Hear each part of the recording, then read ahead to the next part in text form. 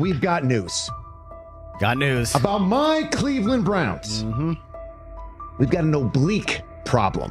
Obliques are big deals, especially when it's your quarterback. Now, he might be fourth on the depth chart, but he was number one in the preseason game last week, and he did a great job. 138 yards, 2 touchdowns. Shedeur Sanders has an oblique injury. That is not good. I do not like this.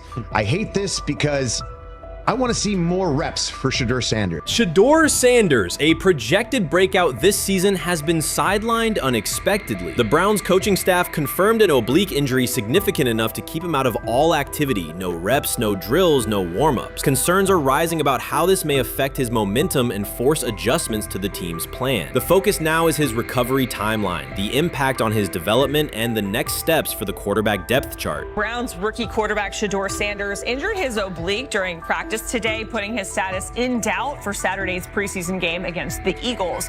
He's the latest quarterback on Cleveland's roster who has dealt with a health issue, joining fellow rookie Dillon Gabriel and Kenny Pickett.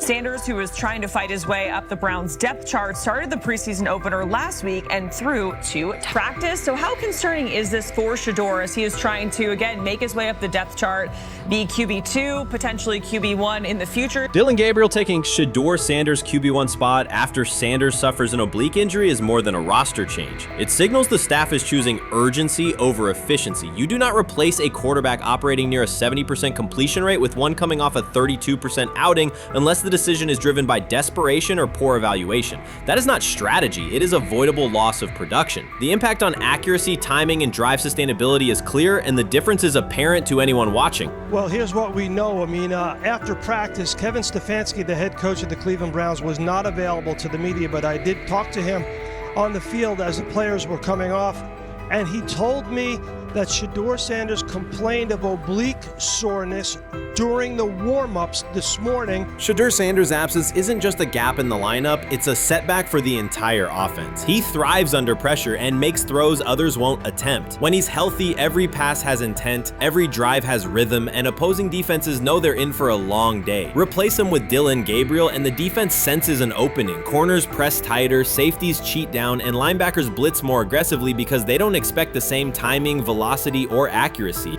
Yes. I mean, yeah, I'm a fan. I'm not even going to try to hide it. Rich, you guys are fans. Like, you guys talk about the Cleveland Browns quite a bit. Yeah, it's almost annoying to me. It aggravates people. Like, people don't like the fact that Rich talks a lot. They must about love Shedeur. I'm here. But it's like, you have a friend, and that friend's child is following in the family's footsteps. You want them to do well. I don't know why people have such an issue. I know Rich is supposed to be impartial, but it's kind of hard when you have that type of tie to it. But yeah, I'm rooting for Shedeur, man. And Dillon Gabriel's 32% completion rate isn't just poor, it's untenable at this level. A number that low needs no context. It means 2 misses for every completion. Weather, opponent, and play calls are secondary when efficiency is that limited. That output does not sustain drives or keep the full playbook viable, yet he is starting while Shedeur Sanders is sidelined. The contrast is clear. Sanders brings accuracy, timing, and command. Gabriel's recent performance reflects inconsistency and missed opportunities. Choosing Gabriel under these circumstances reduces offensive reliability and invites defensive pressure. It is a decision that sacrifices efficiency and field position. So it'll be interesting to see what happens with Dillon Gabriel, but to the Shedeur Sanders point, it is unfortunate because I thought he was gaining some momentum. I know the practice that they had before they left for Philly, Daniel Oyefusi reported that he actually took the most reps of all of the quarterbacks.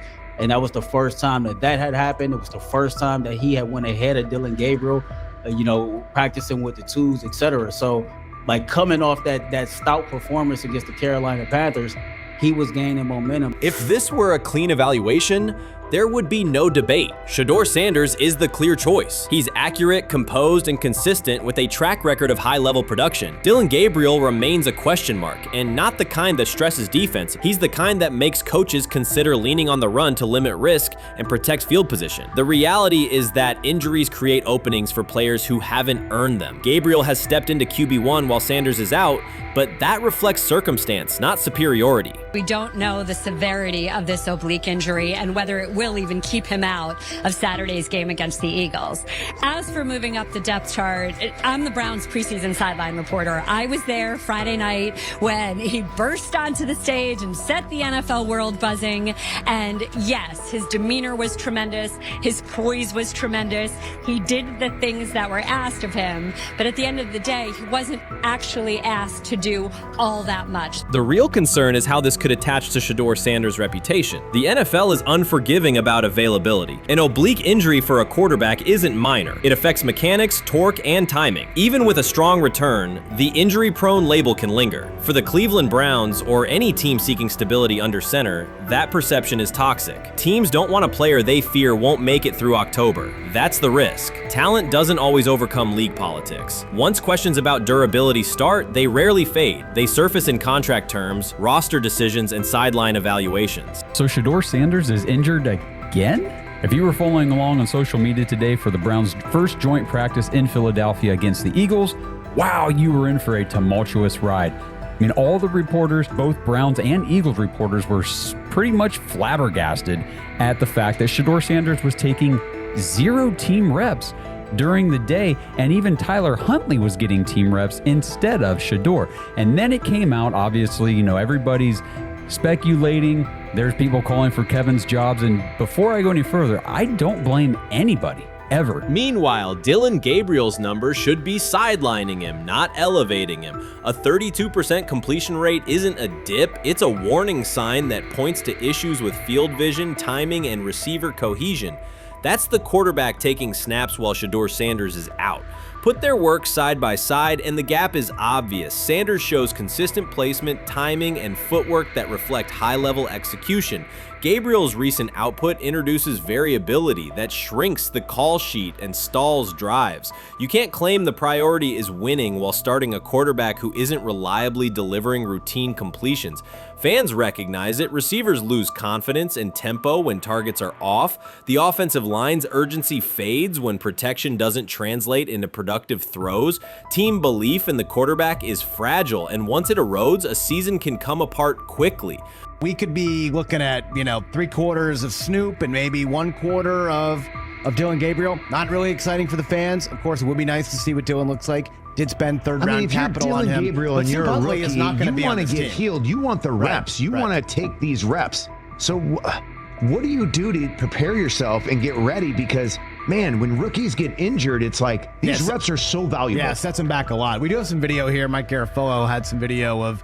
This is exactly what he says. I'm told the footage of Shedeur Sanders meeting with the Giants is so bad that both the Browns and the Sanders family have threatened legal action if it is published. The New York Giants have released audio from their draft interview with Shedeur Sanders, and the disclosure has drawn intense public reaction. Fans want to know whether Sanders made critical remarks and why the Giants shared material that should have remained confidential. The situation revolves around an open microphone, contentious comments, and the broader implications of the league. The New York Giants published a brief, edited segment from their interview with Shedeur Sanders and withheld the remaining footage. Observers are debating whether this was a strategic public relations decision or an attempt to discredit him. The team has offered no additional explanation, and many fans view the limited release as inadequate and potentially misleading. They are demanding full transparency and accusing the organization of orchestrating a negative narrative. While criticism of Sanders is vocal, his supporters are responding with equal intensity. There was another team that he sat down with. What do you mean it didn't go well after that? So, he was pissed that they did that to him. They did that to him. He counter-confronted the them. same thing they do to every other quarterback prospect. They did that to him. They slide in a mistake to see if you catch it. Right. And so because you're the quarterback. But he didn't take it as a correction. He took it as like he got pissed off. Yeah, and it's like so here's another one. So another one was, he throws a bad interception, and it was a deep throw early in the game, and he comes back and they go in the meeting, they show the interception. The Giants have released only a brief excerpt of the interview and are refusing to share the rest. Their decision has drawn criticism across TikTok, X, and Facebook, where many see it as a poorly handled public relations move. Fans are calling for the full recording to be published so the situation can be judged in its entirety. The GM is on film, that the son, they in this, they asked the son last draft, yo, who you think I should pick? His son like, yo, you need to get the Jaden Daniels, big. This is what his son, it's on tape. You should go Jaden Daniels. He laughing at his son. And all right, cool, get Jaden Daniels. I don't even know how that tape got out. I wouldn't have let the shit get out. Shedeur Sanders appears unfazed by the situation. Although the Giants suggested he was more hype than substance, their handling of the interview has instead elevated his visibility. Analysts across major sports outlets are now discussing him more than before, keeping his name prominent in the news cycle. New York Giants, where these tapes at? You hear me? Because if Shedeur Sanders was so unprofessional, y'all would have leaked the tapes for the whole world could see, right? Cause understand, it's a lot of he say, she say. But one thing I do know, as a young black man growing up in this world, being straightforward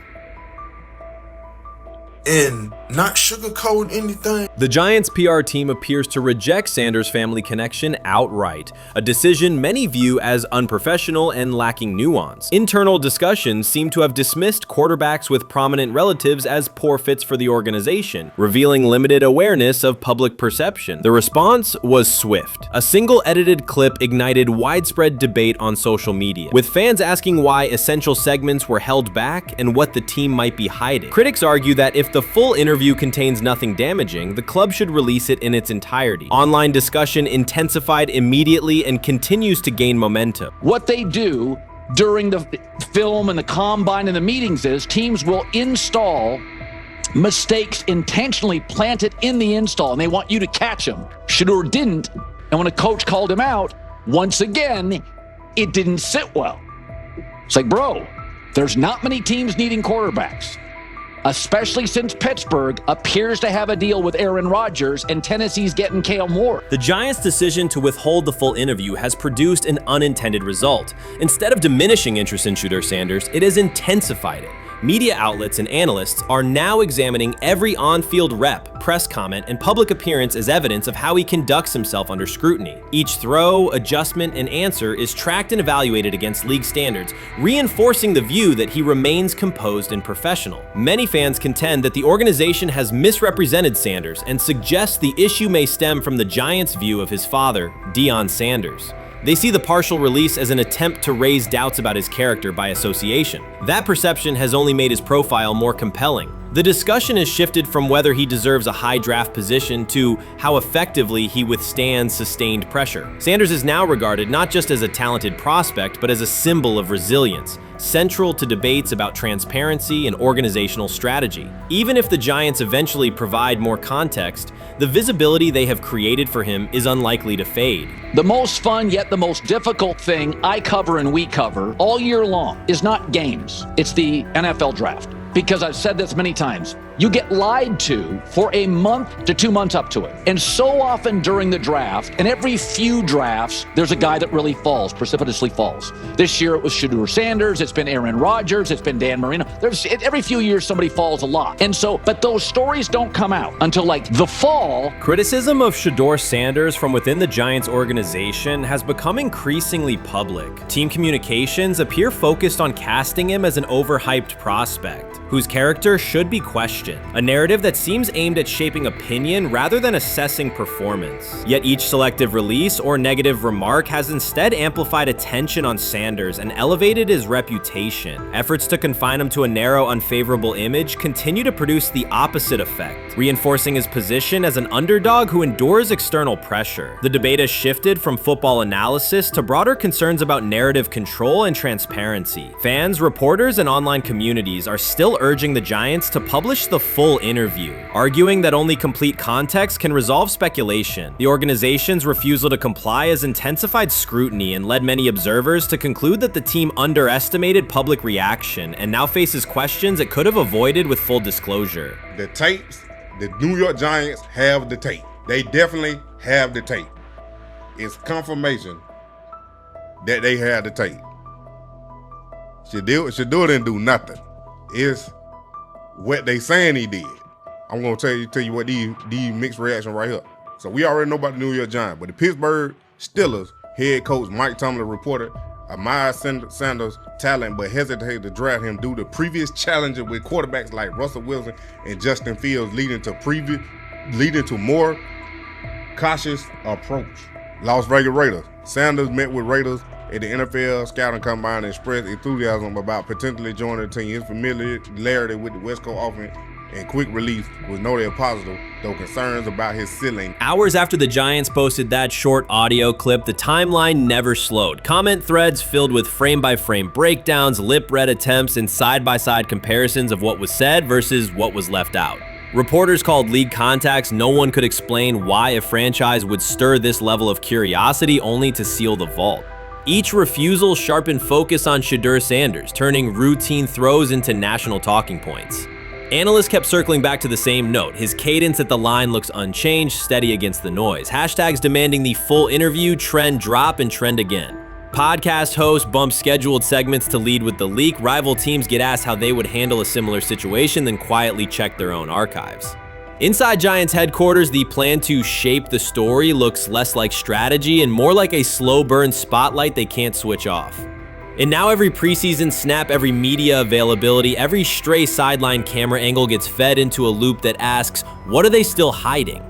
The file remains locked. Curiosity keeps compounding. Until someone presses upload or steps to a podium and explains the redactions, the subject drifts away from depth charts and play design, fixing instead on secrecy, control, and the risk of underestimating how fast attention turns pressure into permanence. Momentum isn't fading, it keeps recalibrating. Louder, impossible to mute.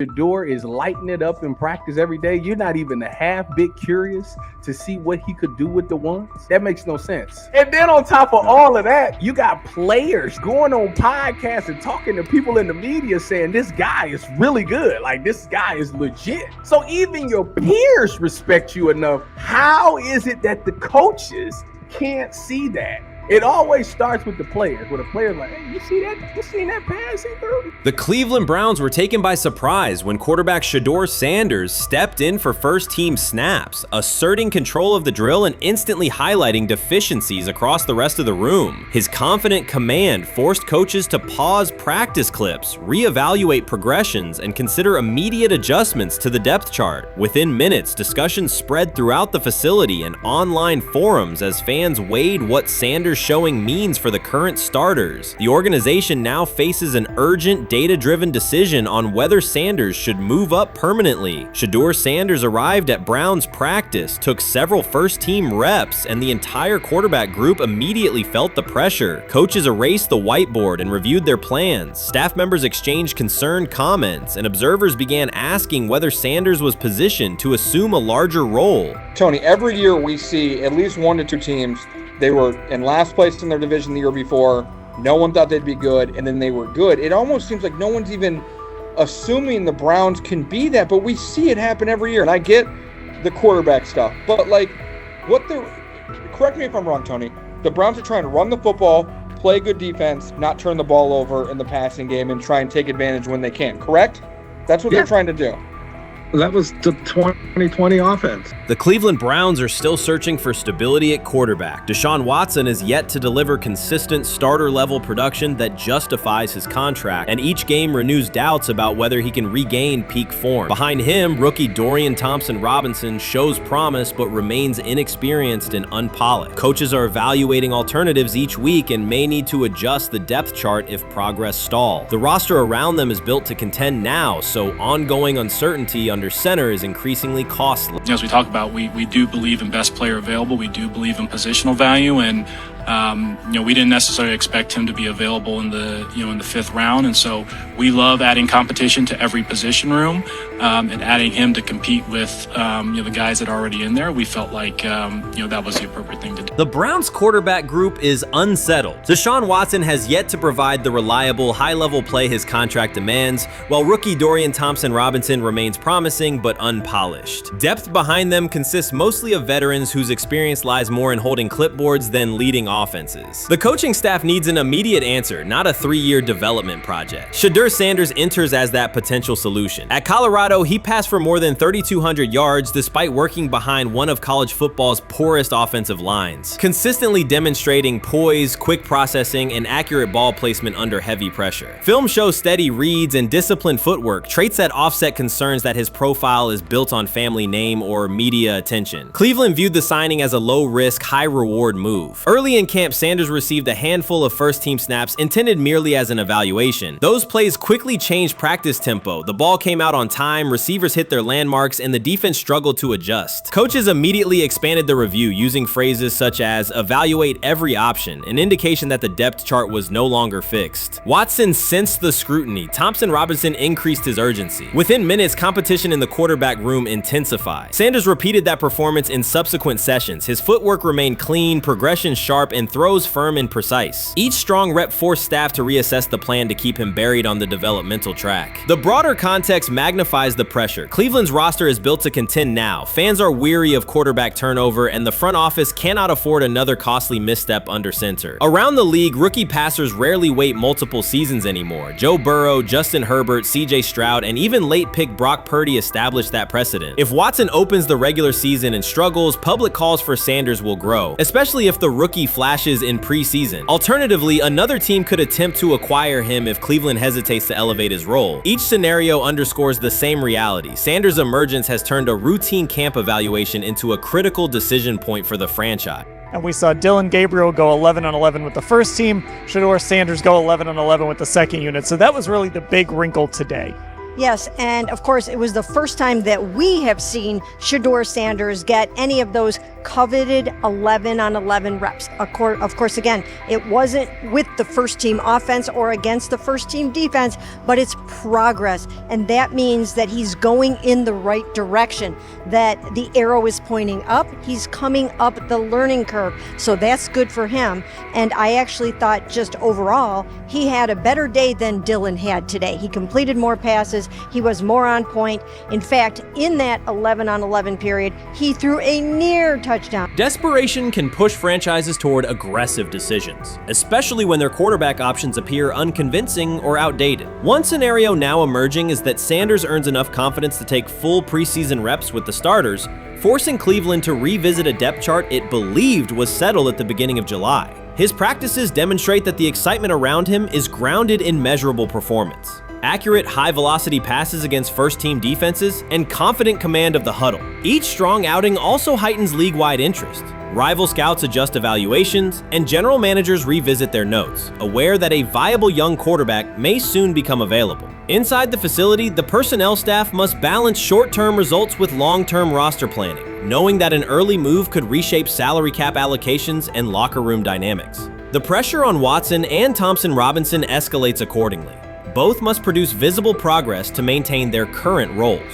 Cleveland's recent history shows how quickly promising quarterback situations can devolve into controversy. The franchise has turned potential breakthroughs into organizational turmoil before, so observers remain cautious about how this competition will unfold. You can't fire the owner because he can't fire himself. Someone's head's going to roll, unfortunately, in this situation, and it's probably Stefanski and Barry. I saw on The Athletic. I don't think that's fair, by the way. Stefanski, that part.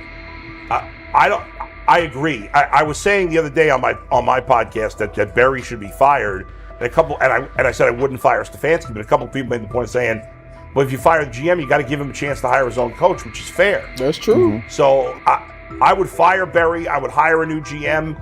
If that GM thinks Kevin Stefanski's a good coach, wants to stick with him. Right. The situation in Cleveland has escalated with the NFL. Sources indicate GM Andrew Barry is prepared to move on from head coach Kevin Stefanski if he refuses to elevate Shedeur Sanders. The Browns are weighing a major quarterback change. Leadership appears to be aligning behind Sanders and pushing for immediate action. This is a high-stakes decision about control and the team's direction. I think it's unfair for me to comment in I guess, maybe on behalf of the industry. All I can say is this, the time that we spent with Shedeur, and what he's done throughout his college career is impressive. He's an impressive young man.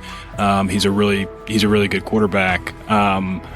sometimes, fit comes into play. And I'd also say this, there are 4 more rounds of the draft. And then maybe lastly, it's less about where you get picked and what you do after you get picked. That's really the most important thing. Getting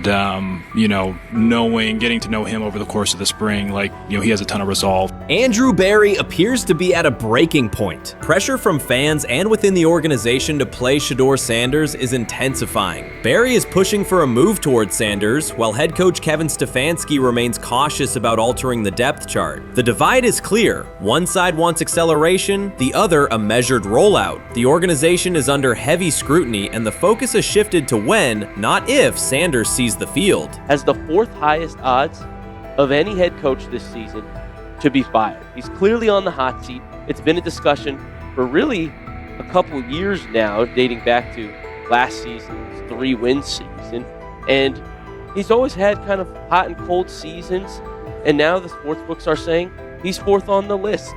Number 1 is Mike McDaniel of the Miami Dolphins, Brian Dable of the Giants at 2, Shane Steichen at 3, and there is Kevin Stefanski plus 650 to be fired. This has moved beyond tension to outright stubbornness. Rather than elevating Shedeur Sanders, the staff has chosen Dillon Gabriel. The current depth chart looks less like a forward plan and more like resistance to change. Fans have been clear about who they expect to see, yet the organization keeps delaying. Every week without a real evaluation of Sanders slows development and blurs accountability. Cleveland is choosing a conservative approach when a decisive decision is needed, sending a message of uncertainty to both the locker room and the city. Now being the 3rd-string quarterback for the Cleveland Browns, was that so much was made out of unbelievable.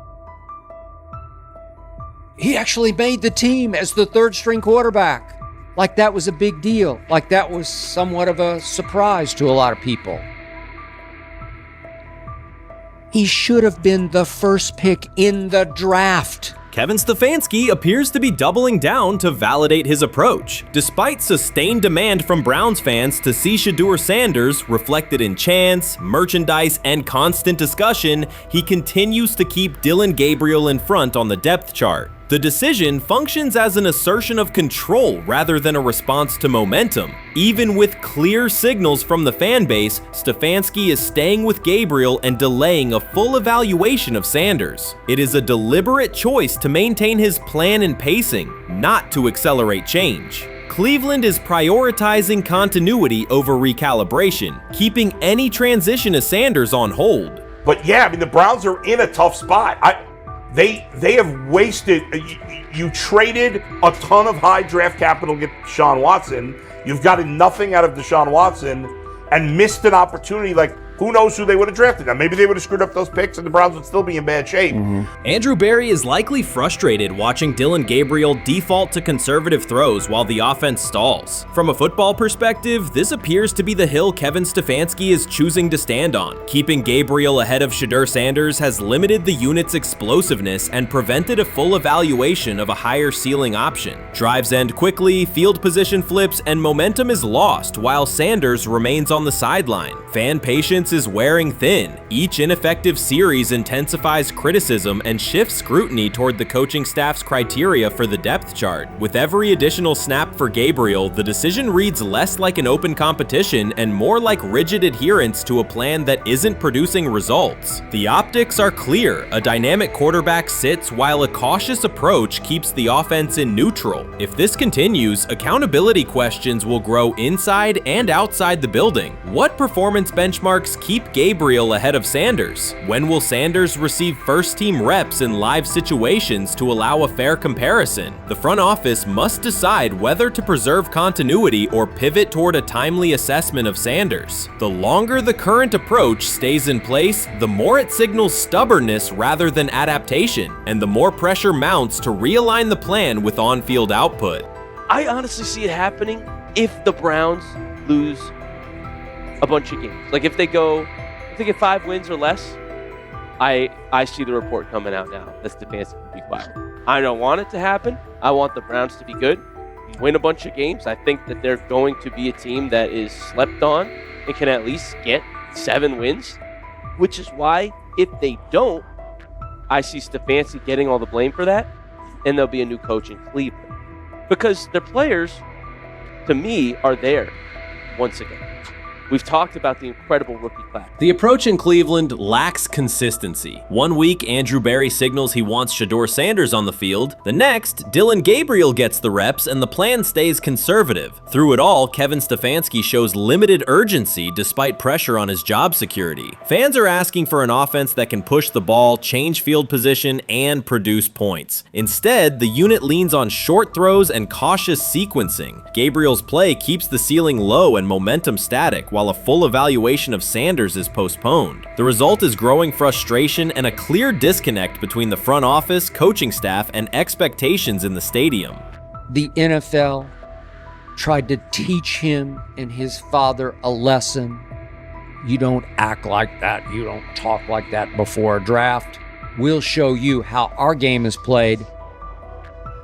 We will watch you plummet all the way. I think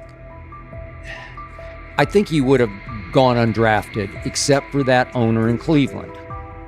And he is the key to everything because he is something of an against the grain maverick owner. He's kind of a wannabe Jerry. Fan speculation is growing. Some believe Kevin Stefanski lacks confidence in Shedeur Sanders. Others think he's prioritizing Dillon Gabriel for reasons unrelated to performance. A more extreme view claims Stefanski is manipulating outcomes to secure a buyout. Whatever the motive, the risk is clear. This approach is straining his relationship with GM Andrew Berry and alienating the fan base. Pressure is rising, Berry's patience is running out, and supporters have shifted from requests to demands. If the current plan continues, calls for a change in quarterback and accountability will intensify. Grab hold of the starting job. Yes, but I don't think we're going to know which one until we get deep into August. Now, I think we tracked the reps everybody was getting at practice throughout the OTAs and minicamp. But when you talk to people there, they just want to make sure everybody got what they needed. And that, Kenny Pickett, we find out if he has the goods to be the starter. Joe Flacco, they back him off a little bit. He's 40. He may not need as much. The rookies, Shedeur Sanders and Dillon Gabriel, what do they need to learn to make the transition from the college game to the pro game? That's what the spring was about for the Browns quarterbacks. Now, Shedeur Sanders has moved from social media celebrity to on-field standout, and ESPN now lists him among its first-team candidates. Reactions are split. Some fans are impressed while others are skeptical. Whether this reflects Deion Sanders' long-term strategy or simply Shedeur's rapid development, the story is drawing widespread attention. Here's a look at what led to this moment. They never planned on taking him. The problem is, like Ocho Cinco said, you got somebody that has endeared himself to the locker room. And guess what? The difference between him and Tim Tebow, the biggest one, is he can play. He can throw the ball. Tim Tebow running around being an H-back. He can throw the ball. And he's done everything he needs to do. He ain't saying nothing. He ain't rocking the boat. He ain't mad about the reps. He ain't mad about none of that. All the people out there want to see is this, like Tyvis said earlier. We want to see what he can do with Jerry Jeudy. Online reactions are sharply divided. Some fans strongly support Sanders, while others argue he is overrated. Traditional analysts cite statistics and claim his recognition comes mainly from his father's name. Sanders supporters are actively celebrating his rise and already predicting a future NFL career. Sports media outlets have made his candidacy a central topic of debate. The discussion now extends beyond statistics and victories to include his marketability, public image, and on-field presence. Sorry, is Shedeur Sanders going to get a chance to win this job? Do you believe he gets a legit shot to win this job? Listen, I think first of all, the action's going to really start in training camp. Like, forget all the OTA stuff. You don't win a job in OTA. The real action starts in training camp. And just like Shedeur said, during the mini camp, when it's time to take your reps, you got to make the most of it. Because I think early on, there's going to be a lot. Remember, Joe Flacco didn't hardly practice in OTAs and mini camps because they were giving the young guys. Right. So when he gets his opportunity, he's going to have to make the most of it. Analysts are closely reviewing game footage to evaluate Sanders' decisions and mechanics, while others examine his social media activity to see how he balances content creation with quarterback duty. Shedeur Sanders' placement on ESPN's early first-team list has taken over the college football conversation. Supporters circulate his highlights and argue that his on-field production and leadership justify the honor. Skeptics claim the recognition relies too heavily on his family name and question whether his resume is strong enough for first-team status. Analysts are rewatching game footage to assess his reads, accuracy, and pocket presence, while others examine how he balances a high-profile social media presence with quarterback responsibilities. The debate has pushed other storylines, such as conference realignment and NIL issues, into the background, leaving fans and commentators focused on Sanders' performance, marketability, and overall impact on the sport. I'll keep saying it. I believe Shedeur Sanders should play more games than any other quarterback on this roster this year, because he's the only guy that I look at and say they might have something here. Because I'm telling you right now, they left night one of the draft saying we are taking our quarterback next year. So it's on Shedeur or Dillon or Kenny, probably not Joe, to change their mind. To change their mind. But you got to find out. You gotta find out. Opinions differ on whether Sanders is benefiting from his family name or simply showing real progress, but the attention is undeniable. Social media is flooded with edited images elevating him to legendary status. Critics argue the first-team nod is driven by hype and marketability, while supporters point to his flashes of strong arm talent, field vision, and decision-making. Regardless of motive, the announcement has dominated the football news cycle and intensified debate over how much of his rise is performance-based versus media-driven.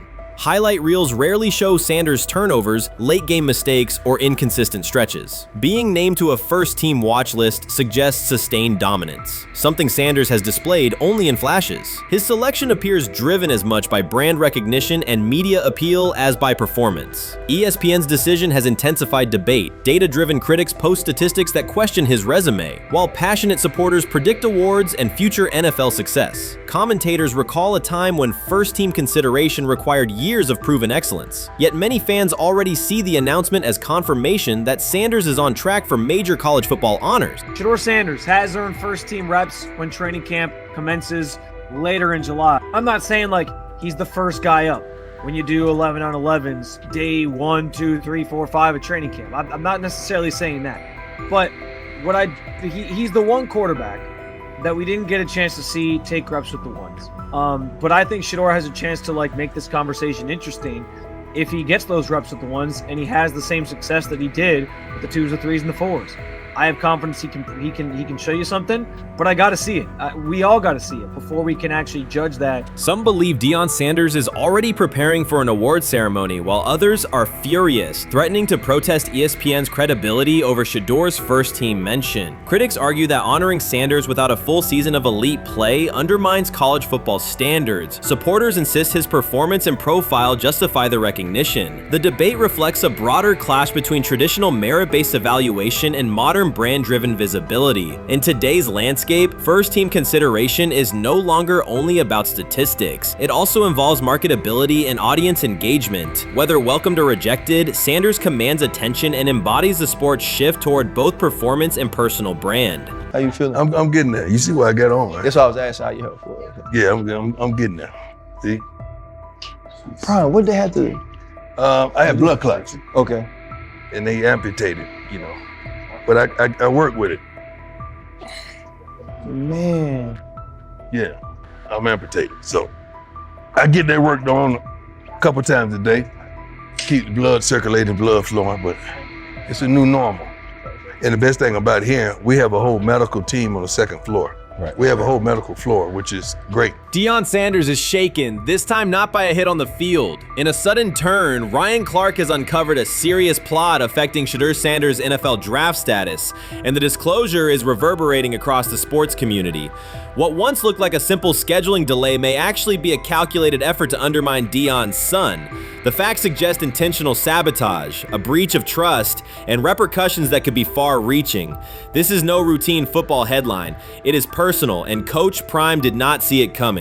The sports world loves to celebrate underdogs, yet it often takes even greater pleasure in tearing down rising stars. Deion Sanders is witnessing that cycle now, not from the sidelines as Coach Prime, but as a father. The lights in Boulder remain bright, the cameras keep rolling, and Sanders still wears his gold watches, sunglasses, and natural swagger. Still, behind that familiar smile is a man carrying deep pain as criticism aimed at his son mounts daily. How much of that is opening press conference saying, okay, we are family, saying that he was sent to do certain things? Do you feel like people got attached to that, or it just was the fact that prime time is at Jackson State? It's prime time. If my son plays cornerback, I want him to be around, in my opinion, the best cornerback ever to touch the field. That's right. If my son played DN, I'd have to talk to you and tell me who's coaching the DNs. That's but right. I was sending my son to play for prime. His pain does not come from critics or losses, but from watching his son, Shedeur Sanders, get pulled into a system where politics outweigh performance. By every metric, arm strength, accuracy, field vision, Shedeur belonged in the top 3 of any NFL mock draft. Defensive coordinators who tried to unsettle him know he never flinches. He owns the unteachable leadership trait that turns strong prospects into franchise cornerstones. Then the narrative shifted. Draft boards that once placed him 2nd or 3rd slid him to 5th, then 12th, and eventually out of the 1st round on some lists. Analysts grew cautious, executives became vague. The statistics stayed strong, and the game film still proved his ability, yet the buzz evaporated.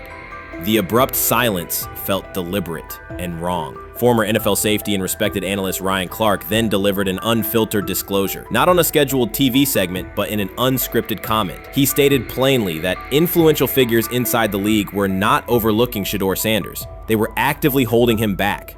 The motive, Clark said, was political, and the real target was Deion Sanders, Hall of Famer, architect of Jackson State's resurgence, and the coach who turned a 1-11 Colorado program into a national headline. Deion's refusal to conform, wearing sunglasses indoors, dancing with players, speaking candidly, challenged an establishment that favors predictable images and rehearsed statements.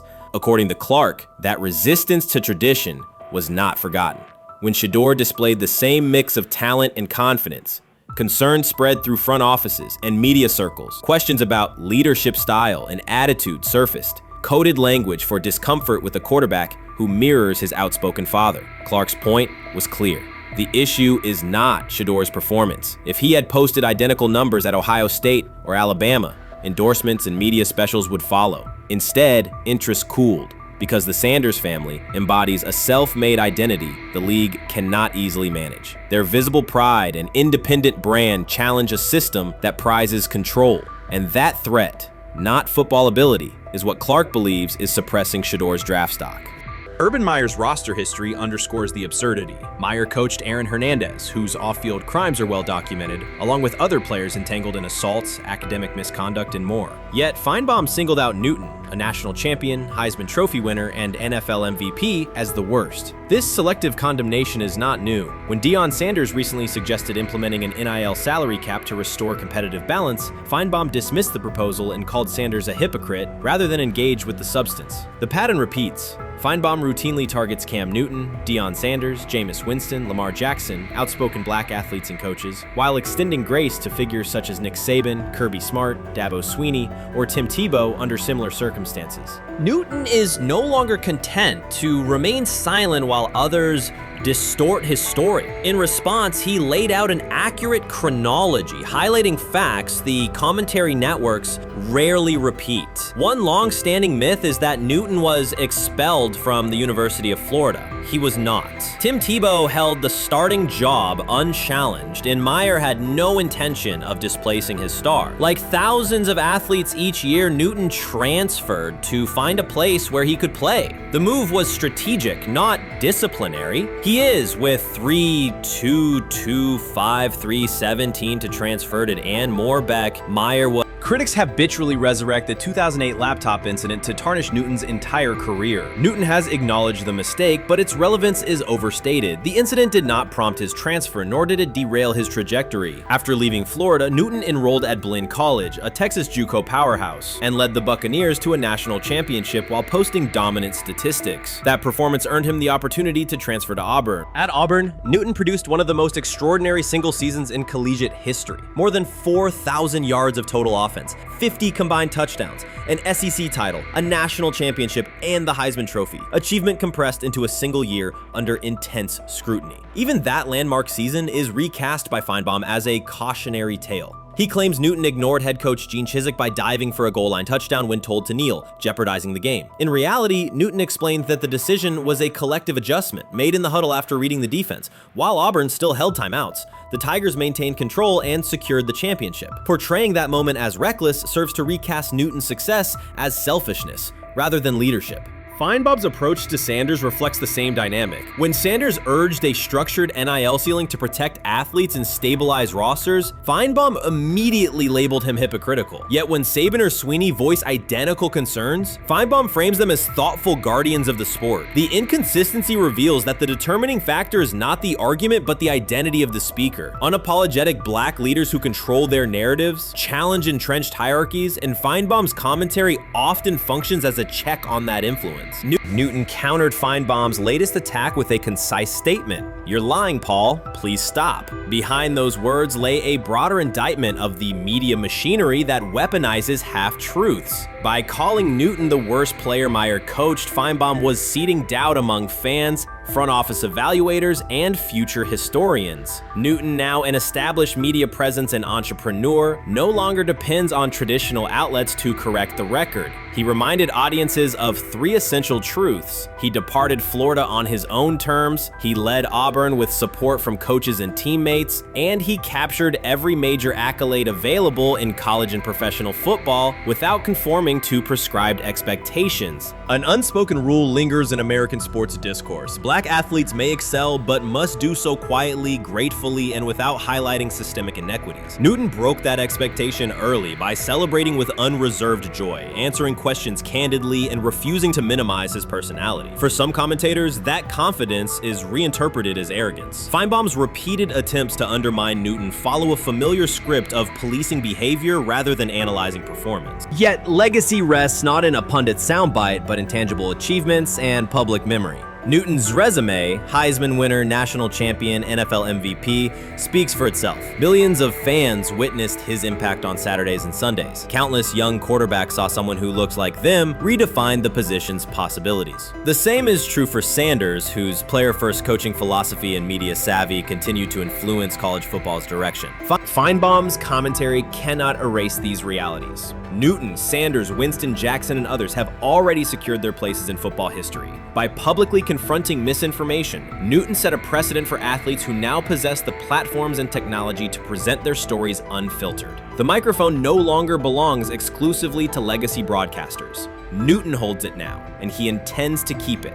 A decisive shift that reduces the gatekeeper's influence and ensures that accomplishments are judged on merit rather than narrative manipulation. The 2025 NFL Draft was expected to be Shedeur Sanders' moment. Many projected him as a top 10 talent and a headline quarterback in one of the most discussed college football storylines in years. Instead of walking across the stage on the first night, he waited through 3 days without a call. There was no celebration, only silence. When the phone finally rang at pick no. 144 in the 5th round, it was the Cleveland Browns. With that selection, the financial outlook changed dramatically. The Sanders family believes this was not a typical draft slide, but the result of coordinated action. They are pursuing a $100 million lawsuit alleging collusion across parts of the league.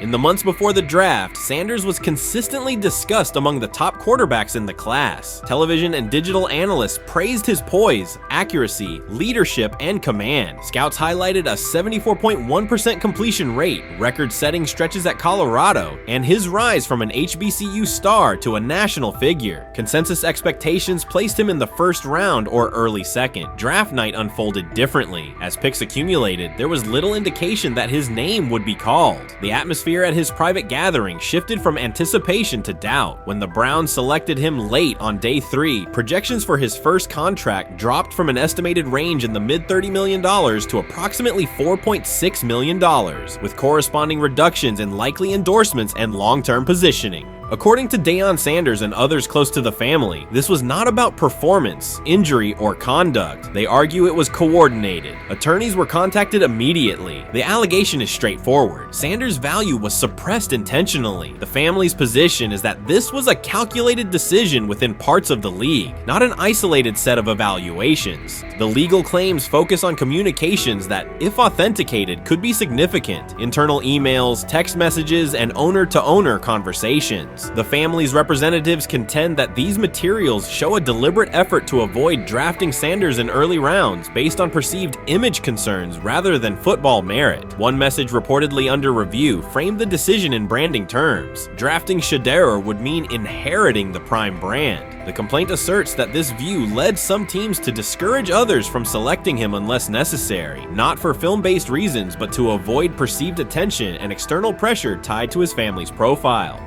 A related thread involves speculation about team fit and willingness to play for certain franchises. Past public comments by Deion Sanders were interpreted by some as signals of an Eli Manning scenario. The family's view is that these were strategic statements, not ultimatums. They argue that rather than engage in discussion, teams chose a passive approach, no direct rebuttal, reduced contact, and a collective reluctance to invest a premium pick. If phone records and written communications corroborate coordination, these items could become central exhibits. Media tone shifted as the draft neared. Coverage that had emphasized production and leadership began highlighting intangibles, interviews, and perceived coachability. Anonymous sourcing appeared in multiple outlets, with claims that Sanders skipped combine drills out of arrogance, bristled at film critique, or told one club, "Maybe I'm not the guy for you," after a tense session. A widely cited line, "Nobody wants a celebrity backup quarterback," was voiced by Colin Cowherd and circulated as shorthand for risk. The Sanders legal position is that these narratives did not arise organically, but reflected a coordinated leak pattern that undermined his market value. The family's contention is that this was primarily about control and compliance rather than football ability. They point out that Sanders did not fail a drug test, was not suspended, and did not produce poor athletic testing. His college resume included elite stretches and significant program elevation at 2 stops. The legal claim asserts that the league's power structure resisted a high-profile player aligned with a high-profile parent coach and an independent media presence. The allegation is that teams sought to avoid the perceived complexity that would come with selecting him early. The financial impact is a core component of the damages claim. Had Sanders been selected late first or early second round, projected 4-year compensation would likely have fallen between $30 to $35 million, with immediate access to higher tier endorsement opportunities and the brand leverage that accompanies a franchise quarterback designation. As a 5th round pick, the initial contract value is a fraction of that total, and associated off-field opportunities are typically narrower. The suit reportedly seeks not only lost salary, but also the broader economic value linked to draft position, sponsorships, licensing, and the visibility that accelerates an early career trajectory. The filing's scope, as described by sources close to the family, extends beyond the league office. It may involve media outlets, scouting firms, and specific executives if discovery shows coordination or materially false statements that affected value. The argument is that the draft slide harmed not only Shedeur, but also the broader Sanders brand, affecting perceptions of Deion Sanders as a recruiter, coach, and public figure. The family's view is that narrative construction around brand risk and celebrity backup produced a measurable economic and reputational loss. If a court authorizes discovery, the process would likely compel emails, internal draft notes, and message archives from teams and third-party intermediaries. Subpoenas could be served on media organizations for sourcing records related to anonymous quotes. That level of transparency would be unusual and could reveal how information flows during pre-draft periods. The legal theory moves beyond a single player's evaluation to the draft's integrity, whether owners or executives acted in concert to reduce a prospect's value for reasons unrelated to football performance. The league has not publicly addressed these specific allegations. Background comments from executives characterize the claims as overreach. The family's camp maintains they have documentation sufficient to proceed. The comparison points referenced by observers include Deflategate, Spygate, and the Colin Kaepernick grievance, not because the facts are the same, but because of the potential scope, policies, practices, and the balance of power between the league and individuals challenging its processes. Another dimension of the dispute involves how the NFL perceives Deion Sanders, Coach Prime, and the autonomy he promotes. He built a large media footprint around his programs at Jackson State and Colorado, elevated his players' profiles, and spoke openly about fit and leverage. The family contends that this visibility, combined with statements about preferred destinations, triggered resistance. The complaint frames the response as a preference for compliance and predictability over independent branding and public negotiation. The suit also also addresses the pre-draft decisions that critics point to, skipping the Senior Bowl, declining full workouts at the NFL Scouting Combine, and candid interviews about team fits. The family characterizes these as strategic choices commonly made by top prospects, not evidence of entitlement. Their view is that similar decisions by other players did not produce the same narrative because those players fit more comfortably within league expectations. The risk calculus is clear. Bringing a suit of this magnitude invites professional consequences. The family acknowledges that some within the league may react negatively. Their position is that the principle at stake, transparent and fair valuation, warrants the risk. The message they intend to send is that manufactured narratives and coordinated devaluation should face scrutiny, particularly when they affect earnings, opportunity, and reputation. If the case advances, several outcomes are possible. The court could find insufficient evidence of coordination, limiting the scope to individual judgments protected as opinion. It could also find enough to proceed to broader discovery, which would have implications beyond one player, including potential changes to how teams document evaluations and how media handle anonymous sourcing close to the draft. Agents might push for reforms, including clearer guardrails around leaks and standardized prospect communication records. For now, Sanders is working within the Browns structure. He has avoided public escalation beyond confirming focus on preparation and development. The lawsuit is a separate track managed by counsel. This dual approach, professional routine on the field and legal action off it, reflects the family's strategy. They intend to contest the process they believe harmed him while meeting club expectations day to day. The core allegations remain consistent across their statements. A talented quarterback saw his draft value suppressed by coordinated behavior tied to branding concerns and public positioning rather than football merit. Media narratives amplified that shift, and the result was a substantial, quantifiable loss. The remedy sought includes compensation and a measure of accountability that could deter similar conduct. Whether the claims are ultimately proven will depend on documentation and testimony. If emails, texts, and call logs substantiate coordination, the impact could be significant, prompting policy review around pre-draft communications and media engagement. If not, the case may narrow to disputes over opinion, perception, and the gray areas of scouting. Either way, the filing signals a willingness to confront entrenched practices and to test in court how far the process extends beyond film and interviews. This situation has moved from speculation to litigation. It addresses control, image, and power in a system that influences careers and compensation. It also underscores how public narratives can shape market outcomes. Sanders' path now has two tracks: earning opportunities on the field in Cleveland and seeking redress off the field for what the family views as an avoidable and orchestrated loss. The questions at stake are larger than one draft slot. They touch on how the league values independence, how information is weaponized, and what recourse exists when a player believes the evaluation moved from football to optics. The answers will emerge through practice reps and potentially through discovery and a courtroom record. You first, when you take a look at both of these QBs, who had the most impressive start so far in the preseason? Well, to me, it was Shedeur. I didn't see any interceptions when he was out there. Didn't see anything like that. I mean, don't get me wrong. I don't think Dillon Gabriel did a bad job. I was impressed with the brother, but I'm going to go with Shedeur. You know, the pressure was on him, the spotlight was on him. Stephen A. Smith didn't just call out Dillon Gabriel. He held him accountable and made him rethink his comments. The moment Dillon Gabriel spoke and went after Shedeur Sanders, it wasn't a minor slip. He crossed the line and stepped directly into Stephen A. Smith's wheelhouse. And Smith answered with a clear, direct response that left no room for misinterpretation. The comparisons were emanating from the media more so than anybody else.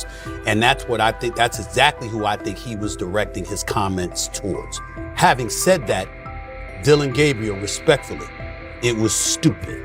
A very dumb comment to make. First of all, let me tell you something right now.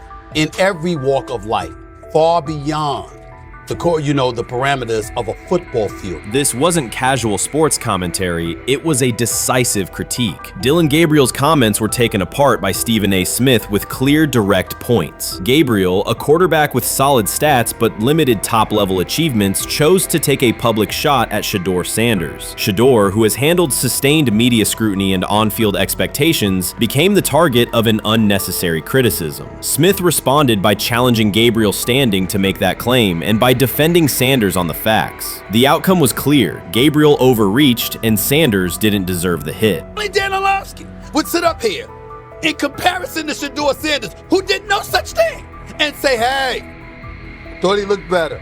I mean, I got to give him the edge here. I thought it wasn't bad. A pick six and a fumble, and we can get over fumbles. Have you heard anybody say that? I know it's possible. Have you ever heard anybody say, we get over? Stephen A. Smith responded immediately. As soon as Dillon Gabriel made his comments about Shedeur Sanders, Smith delivered a clear, point-by-point critique that drew national attention across the NCAA media cycle. Dillon Gabriel has a reputation as a good quarterback, not a dominant one. He can post strong numbers against opponents like Tulsa, but his performance has been inconsistent when the stakes and competition rise to playoff level. Well, those who produce get treated differently than those who don't.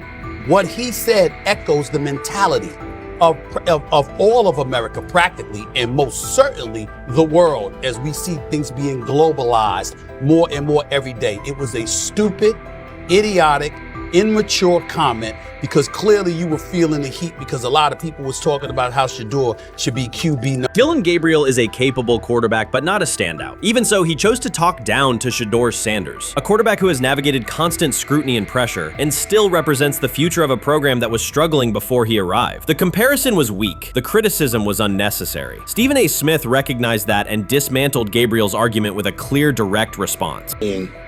How the Browns react to this, how the locker room reacts to this, how Shedeur reacts to this, because it was a clear shot at Shedeur. But let's say Dillon Gabriel's talking about the media. How could you be a brand new quarterback in the NFL and the first time you get behind a mic after your first game, you throw the media under the bus? That's arrogance. Stephen A. Smith excels in moments like this. When Dillon Gabriel made his remarks about Shedeur Sanders, Smith responded with a focused, direct critique. He questioned Gabriel's standing to make that claim, noting that Gabriel has transferred between programs and has not been a Heisman finalist. Without theatrics, Smith laid out why Gabriel's resume doesn't justify taking public shots at Sanders. Smith's point was clear. Targeting Shedeur Sanders, a quarterback central to his program's future and consistently under intense scrutiny, was misplaced. Gabriel's criticism lacked the substance to support it, and Smith methodically showed why. Today on his 42nd I want you to be meaner. Birthday. That's number one.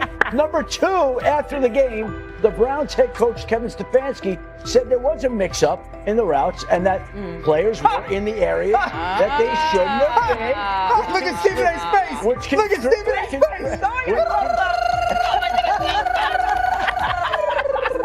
Look at his face.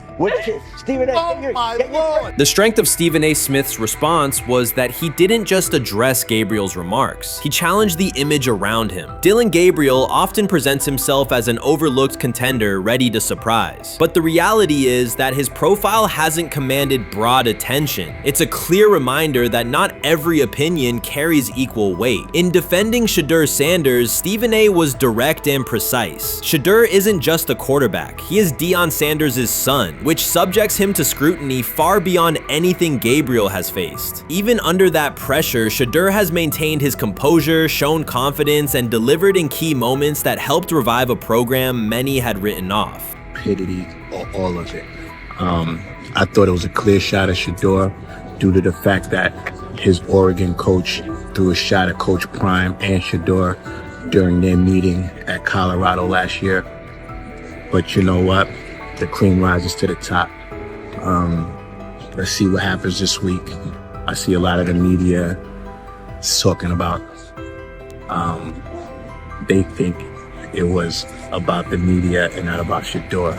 And I think that's a chess move. For Dillon Gabriel to take shots at Shedeur Sanders was a miscalculation. Stephen A. Smith made the mismatch clear. Gabriel's attempt to shame Sanders was unnecessary and counterproductive. You don't target Deion Sanders' son when Deion has turned Colorado into primetime television. It underscored that Dillon Gabriel has often played with a chip on his shoulder because the spotlight hasn't followed him. He has been around long enough to compile numbers but not to earn broad respect. That's why going after Shedeur was misguided. Sanders, despite ups and downs, drives headlines. Gabriel's most notable headlines have been his transfers. Stephen A. Smith pressed that point without hesitation, challenging Gabriel's standing and leaving his argument looking like a forced throw that turns into a pick six. you know what, still needs to thank me a little bit more for that restaurant I treated him and his family to, because it was big time, and stop embarrassing me by going places and trying to use coupons. That's how pathetic he is. The point is that, yeah, a pick six and a fumble is usually considered a bad day. Stephen A. Smith didn't need to raise his voice to make the point. He presented Dillon Gabriel as a player whose talk outpaces his resume and defended Shedeur Sanders with clear comparisons. That's why he called Gabriel out so directly. The comparison wasn't just unfair, it was forced. Now look at Gabriel's record. The numbers are solid and he can win against average defenses, but the resume lacks defining markers. There's no sustained Heisman contention, no late season surge that reshaped the national picture, and no postseason moment that cements a legacy. The track record reflects steady production, not top-tier impact. That's the gap Smith underscored. Gabriel's criticism of Shedeur Sanders wasn't supported by what he has accomplished, while Sanders continues to carry a program under constant scrutiny. Let's see some of them step up and make some plays out there. Ain't no way. Gabriel Ain't no way. He's not built like that. No way. And this one is picked off and going back the other way. Oh my God, why did he stop playing? Now it's a foot race. And that is that. They told me bust out my AP, perfect timing. H-shot, we about to get legendary. Shedeur start the next game, baby. Shout out Dillon though, you know what I'm saying? Bro, I love you, my heart. What am I bigger than cheese, bro? You know what I'm saying? But Shedeur got it. Shedeur Sanders is a national brand who draws viewers for both performance and result. Dillon Gabriel's attempt to diminish him read as resentment. And Stephen A. Smith called out the insecurity and lack of awareness directly. Colorado under Deion Sanders is prime time, and Shedeur sits at the center of that spotlight. If Gabriel expected the sports world to agree while he took a shot at Shedeur, he misread the moment. Smith dismantled the argument and questioned the credibility behind it. Gabriel will move on. He'll keep playing, give interviews, and have fans, but this exchange will trail his media profile as a reminder of a misstep. It's a clear example of a resume that doesn't justify taking public aim at a quarterback carrying that level of scrutiny and responsibility. For the Cleveland Browns preseason game today is that the way that some white folks watched Shedeur Sanders last week is the way that some black folks were watching Dillon Gabriel today. And it's not Dillon Gabriel for Dillon Gabriel's sake. Most folks don't have a problem with Dillon Gabriel. It's what he represents, which is the disrespect of a black person for no other apparent reason than they are a confident black person. Dillon Gabriel thought he was aiming up. Instead, he was placed back among quarterbacks who are good but not great. Stephen A. Smith made the central point. Dillon Gabriel doesn't shape the conversation. Sports are about narrative as much as numbers, and Gabriel's story doesn't move the culture, while Shedeur Sanders does. Smith highlighted that contrast clearly. By the end, Gabriel's credibility had taken a measurable hit. The critique was decisive and sent a broader message to any player considering public shots at Shedeur Sanders. If you step into that debate, you will be held to a higher standard and your resume will be tested. Dillon Gabriel learned that the hard way. Honestly, guys notice it more when you're out winning games, right? If Cleveland starts off in a bad start, they're not doing well, and all of a sudden Shedeur or Dillon Gabriel are doing well in 7-on-7. They're throwing dimes. And practice drills, the number one defense can't stop them. People take notice of that. And the more that the players see it, they're going to, then the comments start happening over the lunch table. They start happening throughout the building, and that's when the pressure really will get severe. The Cleveland Browns were focused on resolving their quarterback situation until Jason Kelce made pointed comments that triggered a strong reaction from ownership. The response inside the organization was immediate and intense. What exactly did Kelce say that has the dog pound on edge and the front office under pressure? We've seen that miserable game by the Cleveland Browns. So they throw Joe Flacco in there, and I like Joe Flacco. He did good, but they gave him the resource of all the first team guys. Then they throw Dillon Gabriel in there with first teams and second teams. So Dillon always is getting protected. The same thing again, they gave this scrub max protection on every play. Yeah, he completed some passes, but let's talk about his mistakes. He's still inconsistent with his throws, but he at least had max protection. The Cleveland Browns continue to be defined by inconsistency and avoidable setbacks. Even as fans hoped the organization had turned a corner, Jason Kelce, fresh off retirement, offered a direct critique that reignited doubts about the team's direction. His remarks implied the franchise's structure and decision-making remain unstable and recent progress may not hold. The takeaway for leadership is straightforward. Identify core issues, align on a coherent plan, and execute with discipline. For supporters, it's another sign that the problems run deeper than a single season. They throw Shedeur Sanders in there with the lowest cab drivers you couldn't even get on 5th Street. And I'm pissed off, bro, because the play calling was abysmal. Look, even if you don't like Shedeur, Shedeur didn't even get a chance to be trash. Even if you think Shedeur is garbage, he didn't even get a chance to be garbage. That's how awful the offensive line was. Kevin Stefanski still doesn't want to give Shedeur second strings and first strings reps. Why is that? Browns ownership's response shifted from measured to urgent. The pattern is familiar in Cleveland. The team once treated Johnny Manziel as a franchise solution, retained Hugh Jackson for a second year despite results, and invested heavily in Deshaun Watson through a costly trade and contract. These decisions reflect aggressive but poorly aligned planning. The outcome has been continued instability instead of sustained progress.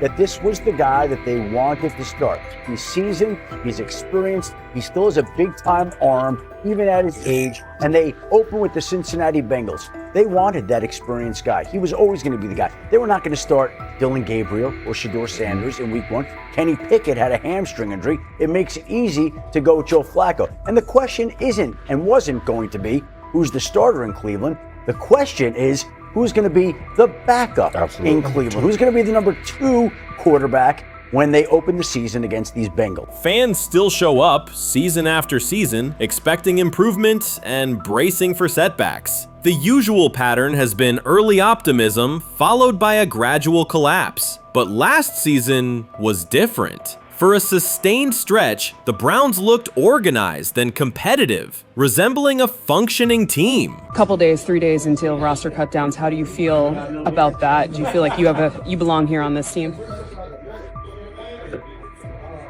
Obviously, I think overall as a player, I feel like I put in the work. I feel like everything I do, I try to do it to my best, and that's all I ask for. So I feel like everybody feels like, they should be on the team, and if you ask anybody on the team, would they feel like they belong, in their own eyes. So I feel like I do, but I'm my own player, I think about myself in a high regard. The front office entered the offseason confident. Kevin Stefanski was being praised and the Dog Pound believed the team had made real progress. Then Jason Kelce delivered a pointed assessment that cut through the optimism. Fresh into retirement, the former Eagles All-Pro and Super Bowl champion said Cleveland still looks like a team patching over issues rather than building a durable contender. Kelce's view was direct. The Browns' structure is fragile, and the roster is too dependent on perfect health at quarterback. He argued the team is one injury away from losing continuity and sliding backward. Because Kelce has operated inside a stable, championship-level organization, his comments carried weight with players, media, and fans. The reaction was immediate. People took his critique seriously, not as outside noise, but as an informed evaluation of how a successful team should be built. Ownership also felt the impact. Jimmy Haslam's response shifted to urgency, a sign that leadership recognizes the stakes.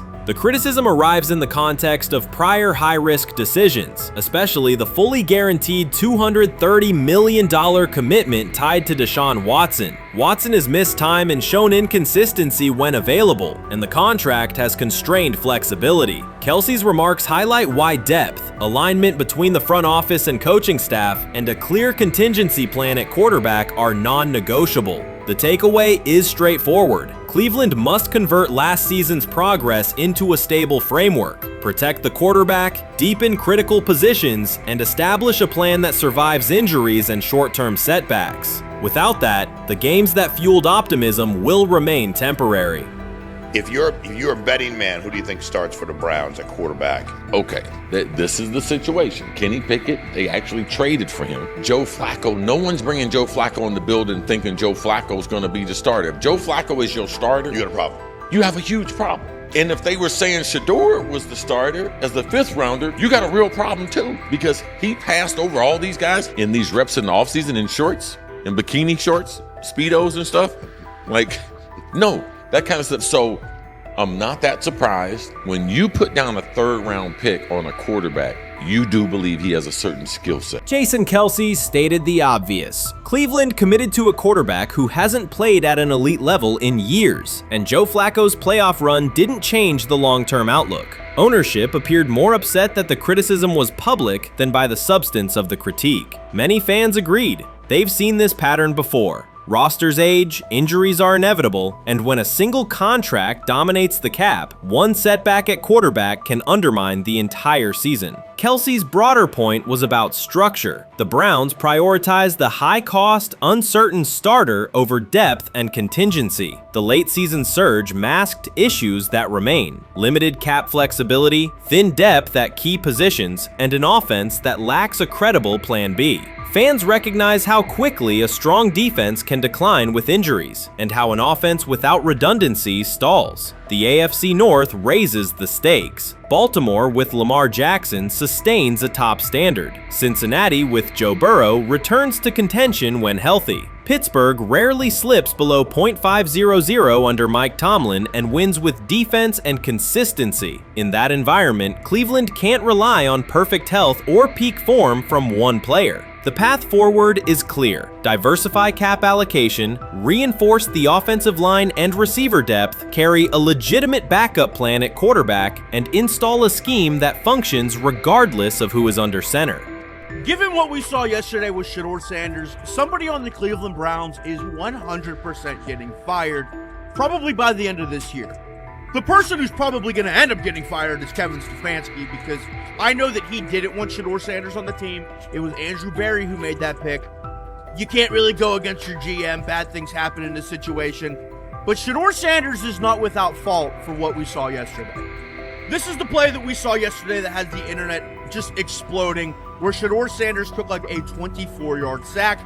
Half of the internet is saying that this is all Kevin Stefanski's fault. Cleveland showed progress last season, but the underlying concerns remain. Jason Kelce highlighted them directly. The Browns' long-term plan is fragile, cap-constrained, and overly dependent on perfect health at quarterback. His comments focused attention on structural issues, roster depth, continuity in coaching, and a sustainable offensive approach, rather than a single hot streak. That criticism resonated because it reflected what many around the league already see. Ownership's reaction underscored the sensitivity. Jimmy Haslam has presided over frequent coaching and quarterback changes, and external scrutiny carries weight when it comes from a respected veteran with championship experience. Kelsey's remarks reinforce that last year's Joe Flacco stretch was a short-term solution, not a foundation. The team still needs a durable plan that can withstand injuries and inconsistency. The practical takeaway is clear: stabilize the system, diversify cap usage, and build depth at key positions so the offense functions regardless of who is under center. That includes a coherent development pathway for younger talent such as Shedeur Sanders, with defined practice reps, protection, and scheme alignment. Kelce didn't say anything outrageous. He articulated the gap between a brief surge and a credible long-term contender. I have the faith of a mustard seed. Right, because this is the greatest resurrection since Jesus the Christ. Right, like at some point, Joe Flacco was thinking about getting into TV. Yeah. Right, Joe Flacco didn't have a job, and then now you not only come back and start for the Cleveland Browns late in the 2023 season, but they came back around to you. You're now the day one starter for a franchise that just 2 years ago was in the playoffs. The Browns' quarterback situation remains unsettled. Deshaun Watson was expected to be the long-term answer, but injuries and inconsistent play have prevented him from reaching an elite level. When the team turned to Joe Flacco after Watson's season deteriorated, Flacco immediately lifted the offense and produced results that highlighted the gap between expectations and reality. That a 39-year-old late addition could outperform a $230 million starter was not just a short-term surprise, it raised fundamental questions about roster construction and evaluation. Quarterback depth has been fragile, and the late-season surge masked broader structural problems. Jason Kelce's remarks made that clear. Cleveland is vulnerable if the starter is unavailable, cap flexibility is limited, and the offensive plan lacks a stable contingency. His critique drew attention to leadership and planning as much as on-field performance. Jimmy Haslam's strong reaction reflects the pressure on ownership. The organization has promoted a message of stability and progress, but Kelce's assessment suggested those gains are not yet durable. The path forward requires a realistic approach to the cap, a credible backup plan at quarterback, and a system that holds up regardless of personnel. When he led college football in completion percentage and he threw almost 40 touchdowns for over 4,000 yards, How tall was he? Because they make it seem like he shrunk all of a sudden, RC. Oh, how lively was his arm? Because all I know is somebody did that. Somebody threw for over 4,000 yards, somebody threw for almost 40 touchdowns, and somebody led college football in completion percentage. Now, I'm trying to figure out, what I try to figure out all the time, Mel, is how a guy that hadn't played football in almost 5 months. Shannon Sharpe has publicly defended Shedeur Sanders and criticized those questioning him. Sanders has earned higher recognition and some fans are responding negatively. Although there's debate about whether he belongs on a second team list, Sharpe maintains that Sanders' career is clearly ascending. Reactions on social media are mixed. Some users are angry, others are surprised, and a few say they anticipated this result. The conversation remains active. When reports confirmed that Shedeur Sanders had been elevated from second team to near top tier status, Shannon Sharpe issued an emphatic response. He delivered a detailed rebuttal to critics, underscoring why Sanders deserved the promotion and directly challenging those who doubted the decision. I don't think that he was underprepared during these meetings. I don't believe any of these stories that he showed up arrogant and that he was bombing his interviews. I mean, you watch the film, he's on time, he's on point.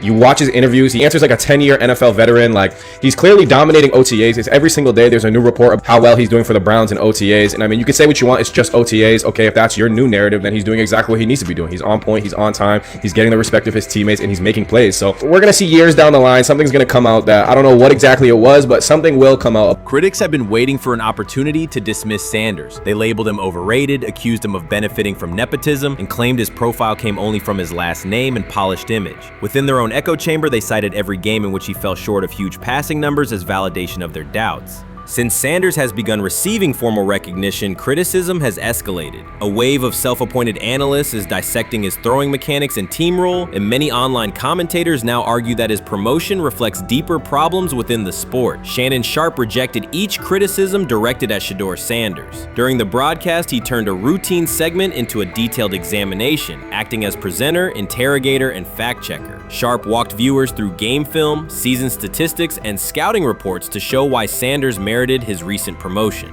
Whenever a panelist claimed Sanders had not earned the role, Sharpe countered with completion percentages, efficiency ratings under pressure, and documented late-game drives that changed outcomes. He stressed that the backlash was driven less by on-field evidence and more by reluctance to revise earlier opinions. Sharpe argued that critics were upset not because Sanders lacked qualifications, but because his progress contradicted their initial narrative. By the end of the discussion, Sharpe had moved past simple defense and reframed Sanders as a clear example of performance-based advancement, demonstrating that early predictions can be wrong. Never heard of no Dillon Gabriel or Tyler Shock. What the hell is that? So how is Shedeur Sanders going behind them? I'll tell you how. Collusion. 4 different times they passed on him. How the hell does that happen? 4 rounds. It doesn't happen to a quarterback. We've never seen anything like this before. Shedeur Sanders with the watch. Shedeur Sanders with his bravado. Shedeur Sanders with this supposed arrogance or whatever. Shedeur Sanders' advancement did not happen by chance. While detractors questioned his resume online, he continued to prepare, attend every practice, and deliver accurate throws under pressure. The contrast between his output and the complaints directed at him has been stark. Some critics even argued the selection committee was, quote, biased toward performance, as if rewarding strong play were improper. Rumors quickly followed. Certain commentators speculated that a public relations push from the Sanders family must have influenced voters, suggesting everything from coordinated media strategies to alleged favors for coaches. None of these theories addresses the basic point. Sanders earned his promotion through consistent production, poise in the pocket, precise ball placement, and efficient decision-making. Shannon Sharpe highlighted these facts during his response. He noted that Sanders' performance metrics justify the recognition and emphasize that resistance to the move stems more from prior prejudice than from substantive evaluation. For Sharpe, the goal was clear: present the data, challenge unfounded claims, and correct the narrative. The discussion, therefore, became a broader statement about acknowledging merit and abandoning outdated assumptions. Colin Cowherd defend college basketball coaches who have gotten a DUI, come to their defense and say they didn't need to be fired, that they deserve a second chance. But Shedeur Sanders drives 40 miles over the speed limit, gets a one-on-one ticket, and Colin Cowherd comes on his show today and says he's out on Shedeur Sanders. He's seen enough. He can't support him anymore. He can't be in the Shedeur Sanders camp. because of their speeding ticket. Shannon Sharpe addressed commentators who portray constant doubt as expertise. Those who discount strong performances with "we'll see" but declare bust after a single mistake. He noted their belief that progress only counts if an athlete visibly struggles. Sharpe's response was methodical rather than emotional. He presented evidence, cited statistics, and calmly refuted each claim. Following his remarks, several critics began revising or deleting earlier posts, recasting themselves as longtime supporters of Shedeur Sanders despite having questioned him for months. Sharpe insists on accountability, naming specific individuals and dates while requesting public acknowledgement of prior errors. He argues that analysts cannot spend months undermining a player's potential and then quietly adopt a supportive stance once the athlete succeeds. These are serious, big-time, top-of-the-line playmakers that they have. If you can go 45 to 42 in the fourth quarter because your quarterback set the school record with 510 yards passing.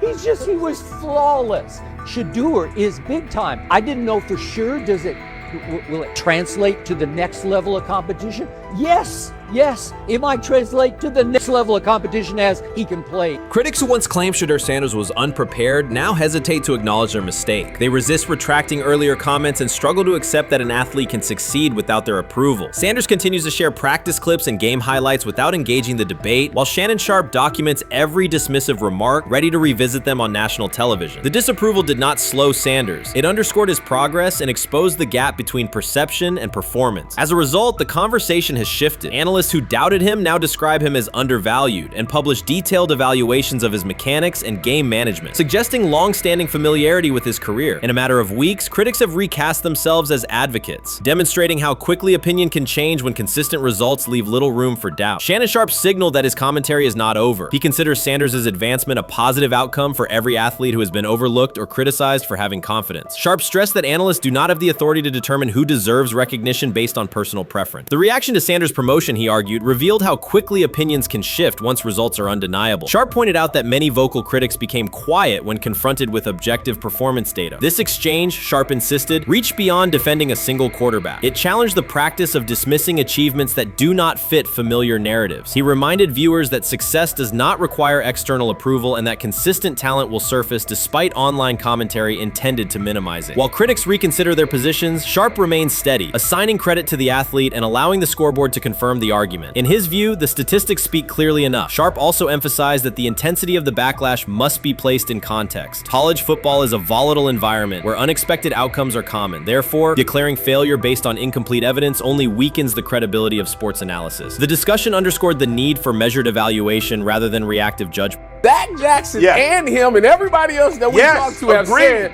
that Shedeur looks good. He looks really good. He looks better. And we got Zach that say Dillon Gabriel ain't even an NFL quarterback. It's true. So how is it that this man can't get a rep with the ones, but that non-NFL quarterback can? We all what agree with sense that. does that make? Some observers now claim that recognizing Shedeur Sanders' strong performance undermines football's traditional standards, even though they previously argued he received coverage only because of his father. Faced with Sanders' current statistics, those critics are searching for explanations that fit their earlier narrative. The data have always been clear. Their earlier objections ignored that fact. Shannon Sharpe is openly highlighting this reversal, comparing past negative remarks with Sanders' recent 400-yard games to demonstrate the gap between criticism and evidence. Sharpe did not force these commentators to backtrack. He simply displayed their earlier claims alongside Sanders' results, allowing the contrast to speak for itself. Many observers declared Deion Sanders was finished. They argued that his public style attracted unnecessary attention, that his health had deteriorated too far, and that his coaching career was approaching an abrupt conclusion. They misread his resolve. When speculation intensified, Sanders did not schedule a press conference or issue a formal statement. Instead, he released a short video recorded at his Texas home, walking alongside recording artist Lil Wayne. The footage established two facts. Although Sanders still walks with a limp, he remains active, and he intends to return to the sideline. Reports from USA Today and ESPN confirm that Sanders had temporarily left Colorado to recover from a significant, undisclosed medical condition. He lost 14 pounds and missed several summer practices, leading to widespread debate about his future. Unofficial sources suggested complications related to previous blood clot issues, but no official diagnosis was provided. Throughout Sanders' absence, numerous media outlets framed his situation in crisis language, frequently questioning whether he would coach again. By comparison, when coaches such as Lincoln Riley paused their duties for health or family reasons, coverage emphasized understanding and patience, an imbalance that reflects a common difference in how high-profile black coaches are treated. Sanders' silence was not a retreat, it was a period of recovery. During rehabilitation, he relied on family, faith, and trusted colleagues, yet stayed connected to his program through brief online updates. The video with Lil Wayne demonstrated that he retained strong support from influential friends, countering narratives that portrayed him as isolated or on the verge of retirement. The visual evidence showed that his setback is temporary, and that he remains determined to lead Colorado into the forthcoming season. Since accepting the Colorado position, Sanders has dramatically elevated the program's national standing. He first drew national attention to Jackson State and the broader HBCU football landscape, then moved to Boulder and transformed a one-win team into a central storyline in college athletics. His approach, combining hip-hop culture, direct communication, and open expressions of faith, has challenged conventional expectations for head coach behavior. Each step forward has been met with heightened scrutiny. His time at Jackson State was labeled a publicity stunt, his departure for Colorado was framed as abandoning HBCU culture, and his social media presence has been cast as distraction from traditional coaching responsibility. Critics often magnify Sanders' missteps and question his motives, while comparable actions by other coaches receive neutral or sympathetic coverage. Showings of enthusiasm from Brett Favre and disciplinary intensity from Nick Saban are celebrated as competitive passion, yet Sanders' displays of confidence are frequently labeled arrogance. The discrepancy illustrates deeper biases rather than differences in performance. Sanders' success challenges entrenched expectations of how a college football leader should look, speak, and act, especially a black coach who refuses to downplay his identity. During his convalescence, Sanders maintained close communication with his staff and athletes, reinforcing the standards he had established: discipline, accountability, and belief. The program's daily messaging continued to emphasize preparation and resilience, signaling that Sanders' influence persists even when he is away from campus. Athletes echoed his mantras during workouts, confirming that his leadership extends beyond physical presence. Sanders acknowledges the seriousness of his medical challenge, but has refused to let it define him. He has publicly discussed leaning on scripture and prayer, explaining that his purpose as a mentor, father, and coach extends beyond personal adversity. In that context, the video of him walking in the Texas sun was less a strategic media effort than a straightforward demonstration of continued commitment to his team and mission. Colorado still requires Sanders' vision. Prior to his arrival, attendance was low, national media attention was minimal, and recruiting momentum had stalled. Sanders' leadership brought renewed energy, authentic identity, and higher standards of accountability. Players who previously lacked representation in college football leadership found a coach who shares, affirms, and elevates their cultural background. Sanders supplements conventional coaching priorities, scheme, fundamentals, and execution with empowerment initiatives that cultivate self-confidence and authenticity. As preseason camp approaches, Sanders intends to resume full involvement, even if medical recovery remains ongoing. His presence is expected to restore on-site leadership, stabilize the locker room, and direct media coverage toward on-field progress. For Sanders, the objective extends beyond compiling wins and includes completing a cultural transformation that expands how success and leadership are defined in modern college football. Those who predict his decline overlook the underlying traits, faith, perseverance, and purpose that have supported Sanders throughout his career. Doubts, rumors, and disproportionate scrutiny have followed him from playing days into coaching, and he has consistently responded with results. His current health setback is another obstacle, not a conclusion. The broader initiative he leads, centered on authenticity, opportunity, and high standards, continues. When Sanders returns to the sideline, it will mark the next stage of a movement he has guided from Jackson State to Boulder.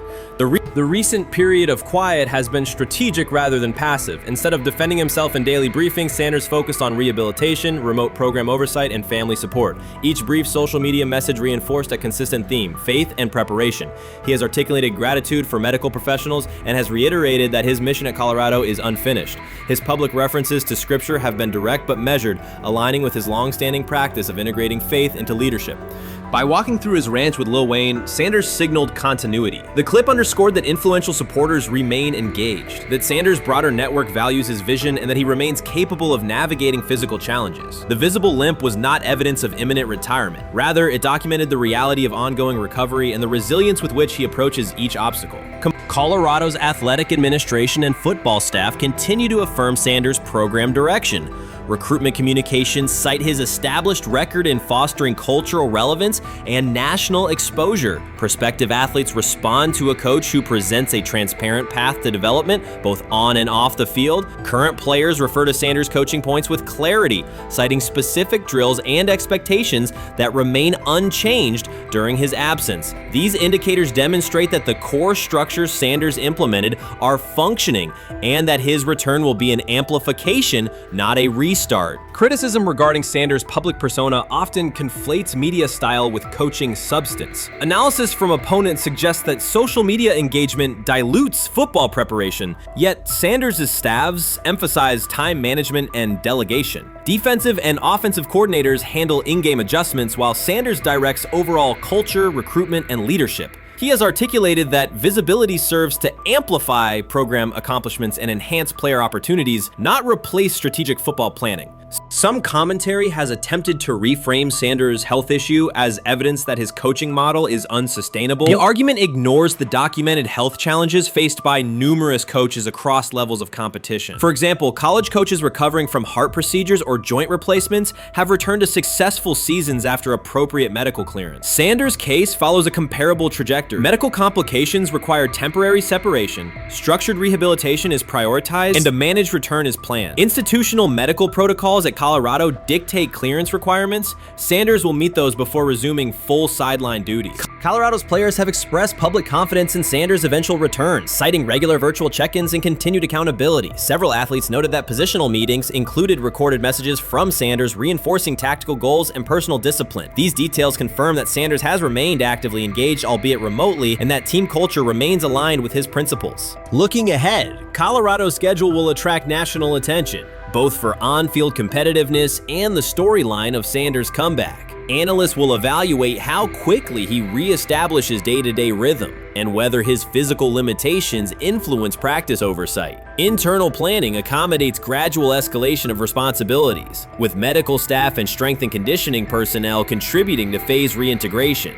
The broader significance of Sanders' return extends beyond Colorado. His visibility continues to challenge prevailing narratives about leadership styles and pathways in college athletics. By prioritizing authenticity, open articulation of faith, and cultural expression, Sanders offers a contrasting template to more conventional models. His eventual recovery and sideline presence will reinforce the argument that diverse leadership profiles can succeed in elite collegiate competition. In summary, rumors of Deion Sanders' coaching demise were premature. Verified reports confirm a substantial but temporary medical setback. He used the time away to focus on health, sustain program engagement, and rely on a support system anchored in family, friends, and faith. His recent public appearance demonstrated active recovery and reaffirmed his intention to resume leadership in Boulder. The forthcoming season will test Colorado on the field, but it will also underscore the durability of Sanders' vision, one that combines competitive ambition with cultural resonance. Observers who continue to question his longevity overlook the resilience and purpose that have defined his career. Sanders' return is imminent, and the movement he leads remains intact. The rumors have ended. The decision is public. Cleveland Browns owner Jimmy Haslam has informed every level of the organization that unless an unforeseen injury intervenes, Shedeur Sanders will start at quarterback in Week 1. The announcement is not an informal suggestion or a quiet push in the background. It is a direct order. Multiple independent reports, amplified most visibly by Colin Cowherd,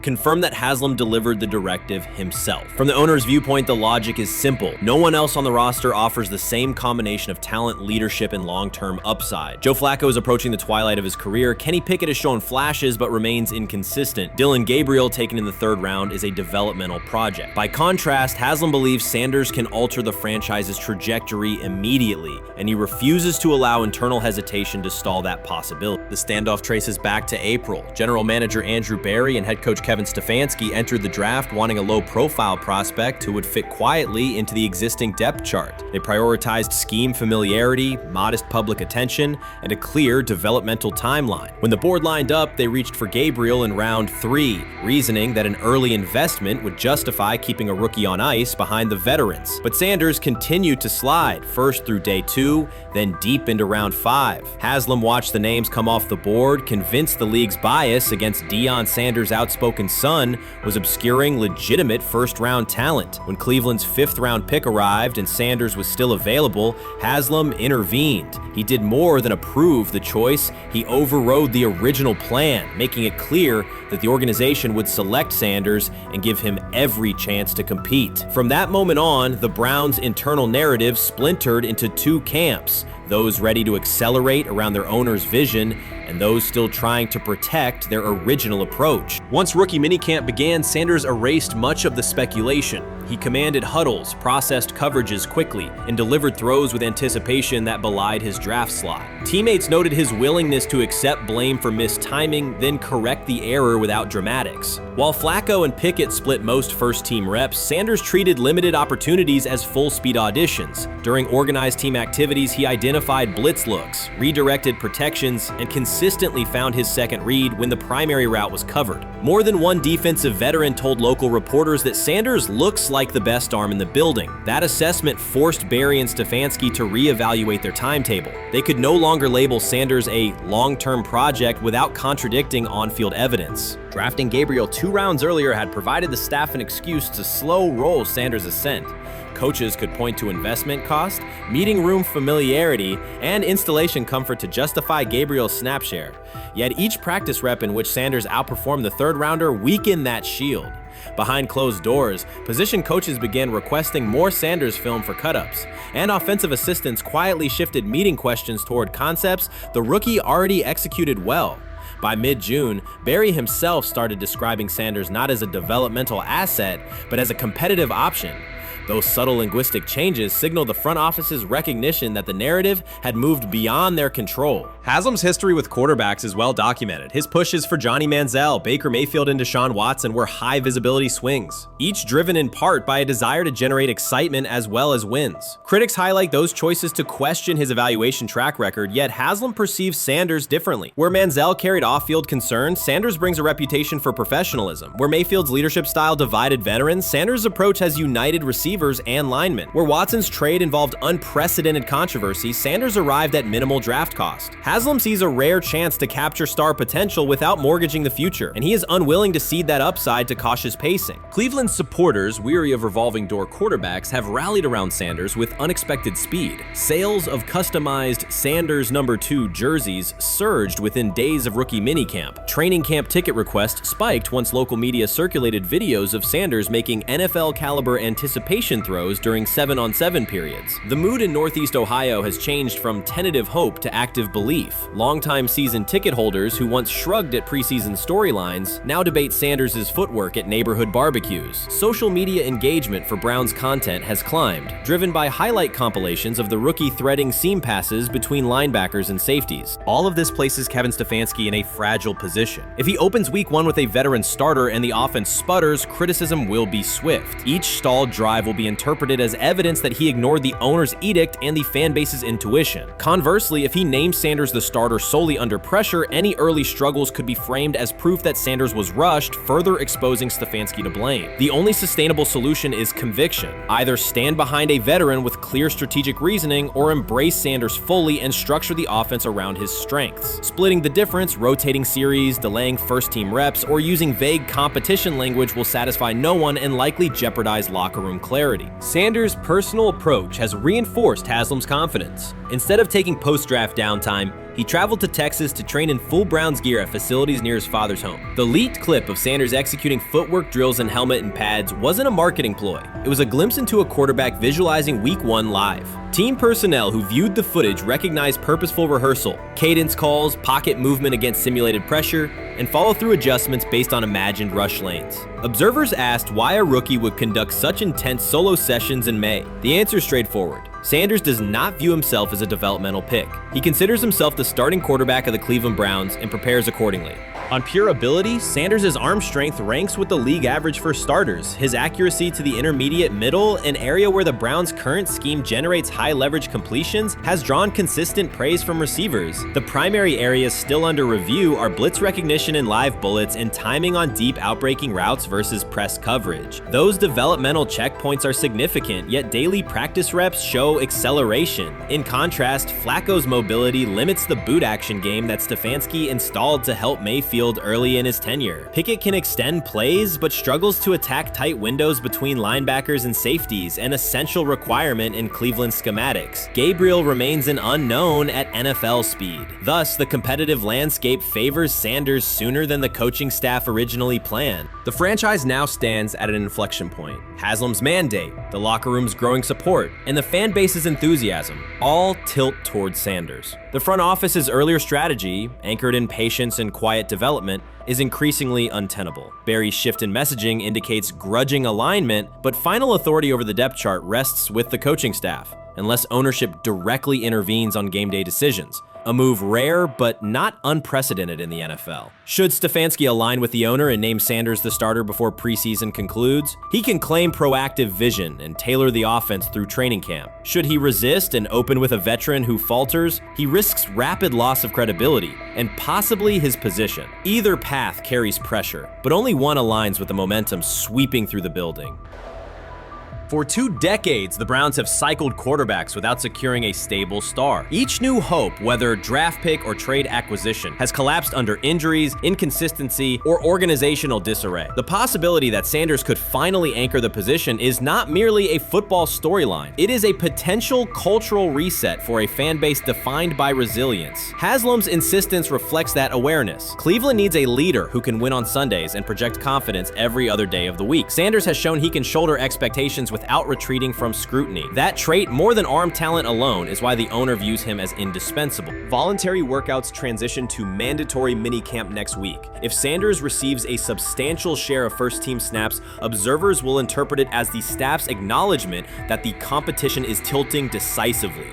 A public declaration may not follow immediately, but every rep allocation is a signal. If, however, the staff continues funneling most top unit snaps to Flacco or Pickett, tension will escalate. Local media will question the evaluation process. National analysts will debate the merits of letting a rookie learn through live action versus controlled practice. Inside the facility, players will recognize any disconnect between performance and opportunity, and unity could fray. The Browns have reached a decisive moment. Shedeur Sanders has demonstrated the skill, poise, and work ethic to justify starting in Week 1. Jimmy Haslam has publicly positioned him as the future, and by implication the present of the franchise. Kevin Stefanski and Andrew Barry must either endorse that vision or brace for the consequences of delaying it. For Cleveland fans, the significance is clear. A legitimate chance to exit the cycle of quarterback uncertainty and rally behind a signal caller capable of commanding the field and galvanizing the city. Whether that opportunity is seized promptly or postponed will define the Browns' 2025 season and likely the tenure of the decision makers involved. Rich Eisen addressed the armchair analysts and online critics head-on. Shedeur Sanders just received his opportunity, and the backlash arrived immediately. Eisen responded with a clear, point-by-point case explaining why the criticism misses the mark. If you thought Shedeur's rise was rapid, Eisen's analysis puts it in proper context. Here's what he laid out on air. Already speaking in Cleveland high schools. Weekend after, flying out immediately to get to work. But his character's terrible, right? You know, and listen, oh, he interviewed bad, you know. According to who? The New York Giants? No offense, Bert. The same New York Giants that gave Daniel Jones a huge contract and let Saquon Barkley out the door. That's the intel we're trusting here? That was for him to celebrate. He just made, I mean, look, he put in work in college. He had the privilege of being coached by his father, which we all would love and do. Turned around not one, but 2 programs in college football. And then literally for any athlete, being drafted at the highest level is a success story in itself. Rich Eisen delivered a direct response to the critics. He addressed the online claims reducing Shedeur Sanders to Deion Sanders' son instead of evaluating him as a quarterback on merit. Eisen challenged those assumptions and refocused the discussion on performance, preparation, and opportunity. Say Kenny Pickett had strained his hamstring. Shedeur, they say his first day in pass, 9 for 9, 2 touchdowns, no interceptions. Really was just hating on this young guy. Within minutes, Rich Eisen delivered a structured breakdown, addressing each claim with evidence and dismantling weak narratives through clear analysis. He replaced speculation with data and kept the focus on what matters: decision-making, accuracy, leadership, preparation, and game management. The reality is simple. Shedeur Sanders was not given this opportunity. He earned it through performance and consistency against real competition. He accepted the role, met the standard, and handled the moment with professionalism and urgency. No shortcuts, no favors, just results and readiness. Eisen's point was direct: evaluate Shedeur on his work, not assumptions, and acknowledge that he has justified the opportunity on the field. I've done it at 2 locations already, so it's simple. So that's why when people say I'm not, one of the top quarterbacks or the top quarterback, is what are y'all going based off of? Because I did it year after year after year, and you see the progression. So it's like, obviously, it got to be some type of external hate that you have for the family, for the last name, for anything, because I know I proved myself. While many were still debating whether he was NFL ready, Shedeur Sanders stepped onto the practice field and operated like a clear QB1, setting protections, controlling tempo, and executing the plan. The narrative that he is just flash, media attention, or his father's influence does not hold up against his work in installs, progressions, and situational drills. What he showed was composure, efficiency, and command of the offense. He processed quickly, protected the football, and delivered on-time throws, demonstrating preparation and control. I'm a firm believer. If I wanted Shedeur Sanders at 2, at worst at 33, of course I already think that he's better than other quarterbacks, because that's the type of talent. That's where I would have picked him at. And if he was at 2 or 33, and he still had the same exact skill set, we would be talking about him starting and playing. Right. Well, there'd only be 3 quarterbacks. It'd be 3 quarterbacks, not 4. 4, yeah. But since he moved to the 5th round, that's cool. They might have to go along with it. But to me, I think if you ask who got the best tools, I'm going with Shedeur Sanders. From the first day of camp, he was not there to get by. He arrived to lead. There was no hesitation in installs, no lapses in fundamentals, just precise timing, clean footwork, and consistent velocity to every level of the field. He managed protections, controlled cadence, and delivered in situational work, showing command rather than learning on the fly. The approach was efficient and disciplined, with attention to detail and progressions and ball placement that reflected preparation, not improvisation. At the same time, Rich Eisen addressed the narrative directly and backed it with evidence.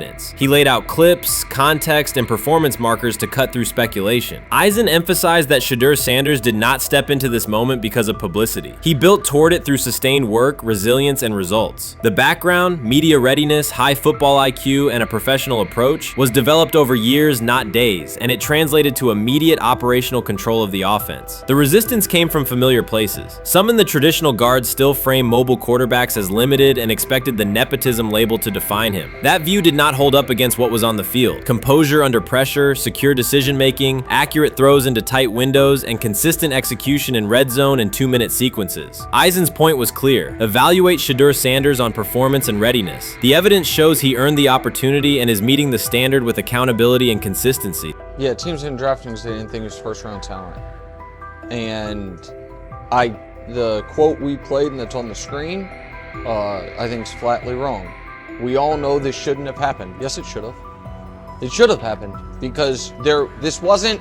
Now, again, teams can be wrong. The league as a whole can be wrong. Hell, the Baltimore Ravens drafted a 25-year-old tight end before they drafted Lamar Jackson in the same draft. The die is not cast on who Shedeur Sanders. He stated it plainly. This is not a celebrity appearance. This is a quarterback with pocket presence, leadership, and decision-making that stands on its own. You either show it or you settle into a backup role. Shedeur Sanders is not auditioning. He is establishing himself as the starter. When the opportunity arrived, whether through injury, trade, or depth chart changes, Shedeur was prepared and delivered. He did not hesitate. He executed the offense and finished drives. As others tried to catch up to what they were seeing, Rich Eisen reinforced the same message he has been repeating: evaluate the work. Camp reports have been consistently positive, but the important shift is how the performance is being received. Casual attendees who came to observe left talking about Shedeur's command and poise. Detailed observers focused on his pre-snap reads, protection checks, and audibles, highlighting the mechanics, timing, and ball placement that support efficient, controlled play. What it is that they're doing is they're treating Shedeur Sanders like a 5th-round pick. Right? We're not covering every 5th-round pick in the NFL hoping that he gets an opportunity to be the starter on day 1. We felt like, oh my goodness, they got a diamond in the rough. Shedeur Sanders fell to the 5th round. They felt like they evaluated him there, and that's where they picked him. And they're playing the guy that they picked in the 3rd round over him because they evaluate him at a higher level than what they do Shedeur Sanders. And I get it. The Cleveland Browns are once again creating problems of their own. Their latest misstep centers on Shedeur Sanders. Ryan Clark and Dan Orlovsky have both noted that Cleveland is repeating the same mistakes. The team spent valuable draft capital and is now undermining that investment. This reflects a persistent issue in the organization organization's decision-making. It's not just a football decision, it's a pattern of self-inflicted setbacks. Habits and some of the traits that we saw show up in college were very prevalent this past weekend against the Rams. Holding on to the football, catching the snap and not reading the defense, kind of evaluating what the defensive line is doing, and then trying to see if you can go make a play, and that's the concern. Okay, it's 1st and 10. They want a play-action double move at the bottom of the screen. The route doesn't win, and then the protection breaks down a little bit. You're taught as a young quarterback, protection breaks down, find the closest check down. It's right there, it's 1st and 10. He gets to like the 4th part of the... The Cleveland Browns have long carried a reputation for instability. Even when it appears they are turning a corner, the organization finds a way to create new problems. Momentum gives way to questionable decisions and progress stalls. The latest situation centers on Shedeur Sanders. It highlights recurring issues in leadership, planning, and execution. Instead of establishing a clear path forward, Cleveland risks undermining its own investment. There's a lot of players who feel like they should have been picked at a certain spot, should have been viewed in a certain way. But when you get on these teams, it's about developing the team, not doing what's individually best for a certain player. And that's what Kevin Stefanski has to do. And I get it. We want to say all the reasons why what's happening to him isn't right. But maybe we aren't right on the way that not only the entire NFL viewed him, but now the Cleveland Browns view him as well. Shedeur Sanders was not brought in to be a placeholder or a scapegoat. He is expected to be the long-term solution, a high-upside quarterback with the tools, poise, and Sanders' pedigree to elevate the roster. The focus should be on developing him and positioning him to lead the team forward. They sabotaged it. They rigged it against him today, putting him in with 3rd and 4th stringers, 5th stringers. You got no shot at quarterback. They threw him in because they didn't want him to make any more splash and put any more heat on Stefanski. It's a desperate, dangerous situation in which he's got no shot, man. He's throwing to Sal freaking Cannella? What? But he got sacked 5 times because he's hanging on the ball trying to make a play, and nobody can separate. Then it comes down to a couple of minutes are left, and Shedeur tries to go on the field, and Stefanski puts Tyler Huntley in place of him. Excruciating to watch. Shedeur Sanders brings accuracy at all levels, steady leadership, and the kind of composure that comes from handling pressure. Fans were energized, and the league was paying attention. For once, Cleveland had a credible source of hope at quarterback. Then the familiar pattern returned. Instead of committing to a clear development plan, first-team reps, stable direction, and a defined timeline, the Browns introduced uncertainty and slowed his progress. Rather than building around him and giving Shedeur a direct path to lead, they split priorities and sent mixed signals. The result is momentum stalled at the very point it should be accelerating. I also can't blame anybody who says, I don't necessarily trust this coaching staff to develop a quarterback or to evaluate the quarterback position. They've made some really oddball decisions at this position over the last several years, and I don't blame anybody for questioning, do these guys actually know what they're doing? I don't think that's unfair at all. The thing I would say is that they're desperate. They're very desperate. Like the entire organization is desperate. And if you really think they're going back to the coaches' offices and all getting around the table after session. This wasn't about scheme or play design. It was a pattern of mismanaging a young quarterback. From the start, the signs were clear. Shedeur Sanders arrived at camp without priority first-team reps or the confidence-building snaps a rookie need. Instead of a defined development plan, he was asked to compete from behind, treated like a depth option rather than a long-term starter. The message was, earn it later rather than build it now. When game action came, he was put on the field with limited preparation. Protection was inconsistent, and the play calling did little to ease his transition, more a stress test than a structured debut. The approach emphasized survival over progression, creating conditions where mistakes were likely and growth was harder to achieve. Analysts Ryan Clark and Dan Orlovsky highlighted the same points. The issues reflected organizational choices, not a shortfall in Sanders' ability. This was not a rookie collapsing under pressure. It was a franchise failing to provide the support, reps, and clarity required for a first-year quarterback to succeed. Shedeur moves slowly, kind of trying to see what's going on, and then that creates that sack fumble. So a lot of the stuff that we just saw in college is a big deal. This ball gets snapped at the 48-yard line. Defense has won the rep. Play is dead. Throw the ball away. It's first down. But instead we run and it's a 2.5, 3-yard loss. So instead of being 2nd and 10, we're 2nd and 13, we're dead. Again, here's the opportunity to throw the juke route. Hold, scramble. So some of those things that I was and others were concerned about on the college tape showed itself again. This is not the end of the world though. This is part of his development.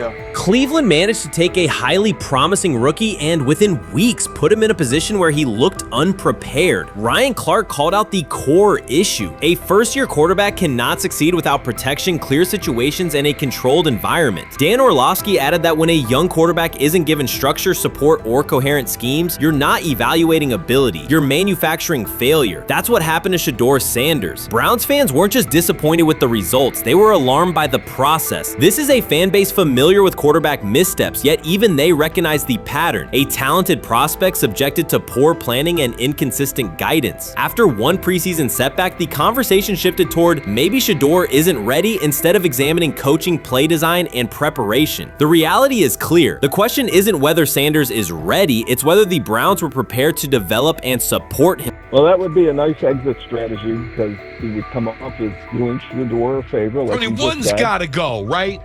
One's got to go. See, to clear this thing up. At some point, but I'm sorry, I know they don't care. If they were to trade Shedeur Sanders now after that preseason performance and he would go on to be good. The organization has cycled through quarterbacks for years, and the pattern is unchanged. Blame the player, protect the system, and repeat the same mistakes. Fans are split. Some argue Shedeur Sanders needs time and support, while others treat one rough outing as proof he isn't the answer. That division hides the real problem, the Browns' process. This isn't Shedeur failing, it's the team failing Shedeur. Across the league, successful teams create clear development paths. Kansas City brought Patrick Mahomes along behind a veteran and tailored the offense before handing him the job.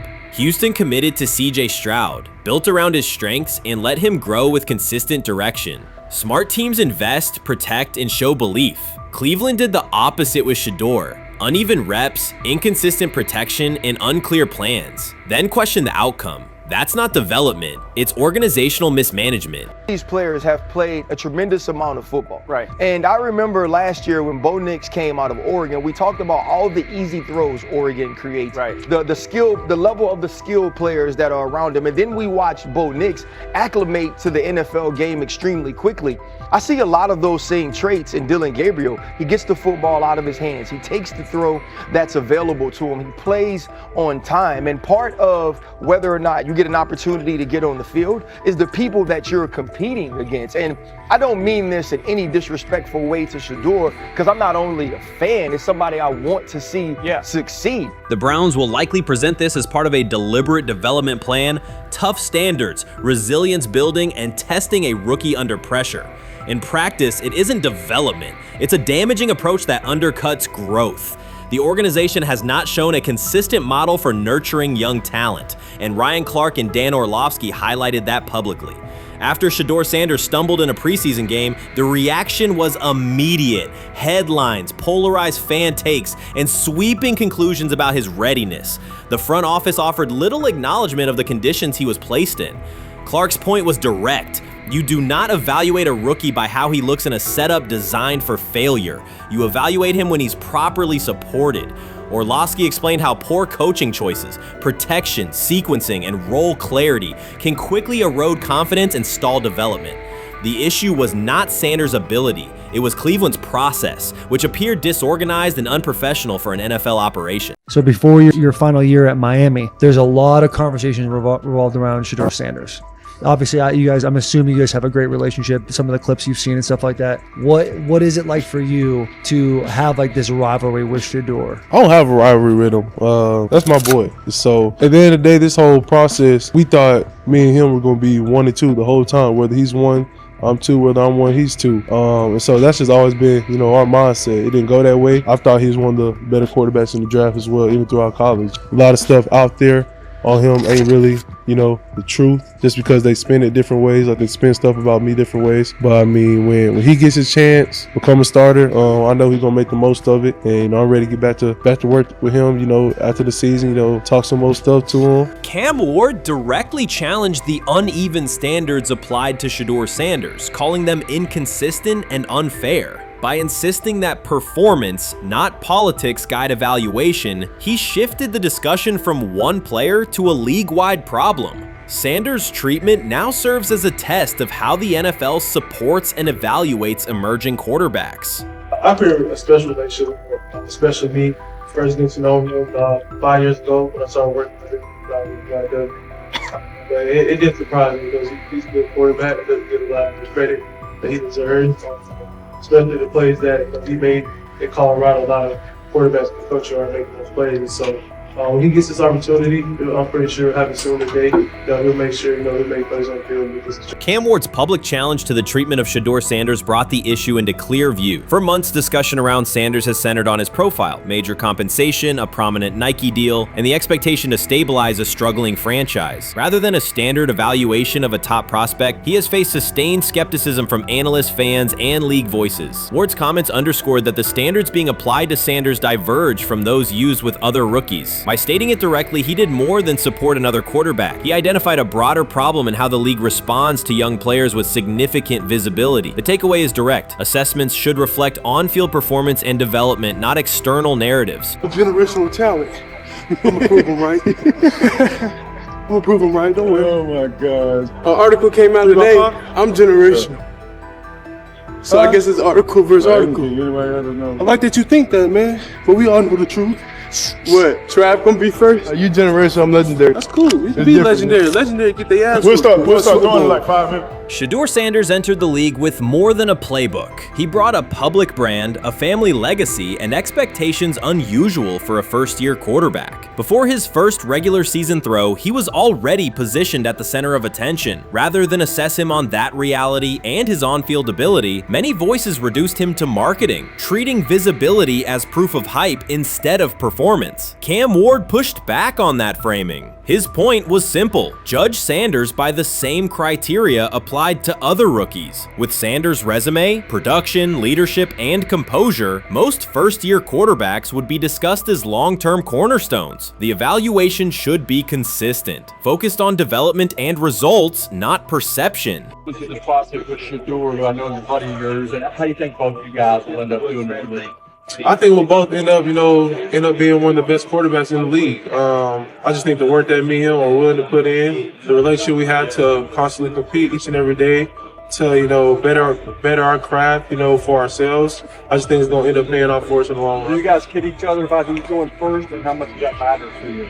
Yeah, we play around, we joke around with it. It really don't mean nothing. Draft pick will never mean anything. At the end of the day, you got to show whether you can prove each and every Sunday. You can't just do it 1 year. Disrespect shows up in two patterns. First, Shedeur Sanders is repeatedly framed through his father, Dillon Sanders, as if lineage erases his own work. Discussion drifts to pedigree instead of what the film shows. Second, his visibility is treated with suspicion. His audience reach, partnerships, and ability to lift ratings are labeled hype rather than recognized as value. Instead of acknowledging that he drives demand and expands the stage for his team, critics call it an unfair edge. The result is a skewed evaluation. Star power is held against him while on-field production gets pushed aside. The standard should be consistent. Assess the tape and the development, not the last name or the attention it brings. Well, Ward were microfacts. Cam Ward's remarks went beyond defending Shedeur Sanders. They confronted how the league manages star power. The reality is simple. The NFL markets visibility, but resists it when a player doesn't follow the expected script. Rookies are supposed to be quiet, deferential, and grateful for limited leverage. Sanders arrived with leverage, brand reach, major endorsements, and confidence. And that presence was recast as entitlement. Instead of treating those factors as earned advantages, much of the commentary used them to diminish him. Ward called out that contradiction. The same influence the league sells to audiences is criticized when a young player exercises it. His point is a standards problem, not a personality dispute. Evaluate Sanders on his preparation, leadership, and results. Don't penalize him for having a platform or for using the leverage that the modern NFL itself helps create.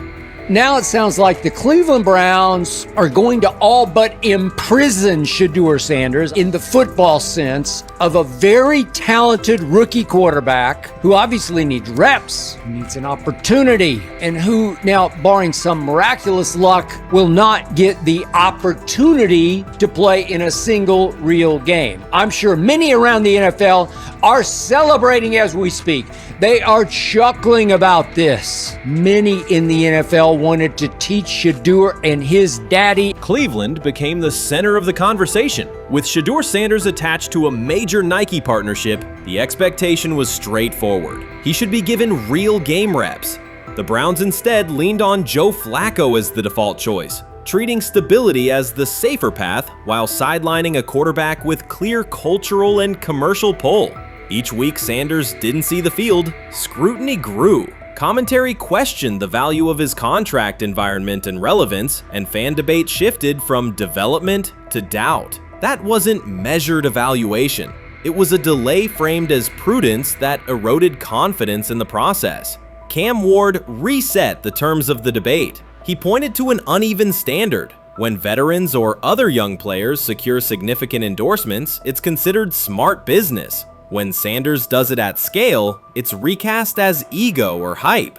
Even the scope of his off-field agreements became ammunition against him rather than evidence of market demand. Ward's position is simple: use one standard. Assess Sanders on preparation, decision-making, and progression, not on discomfort with his platform. Treat visibility as an asset, not a disqualifier. The issue isn't attitude or branding, it's the consistency of the evaluation. Ward called it directly.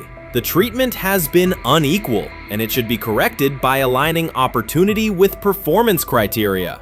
Fans need to recognize there's not a team in the league he'd start for. Not one.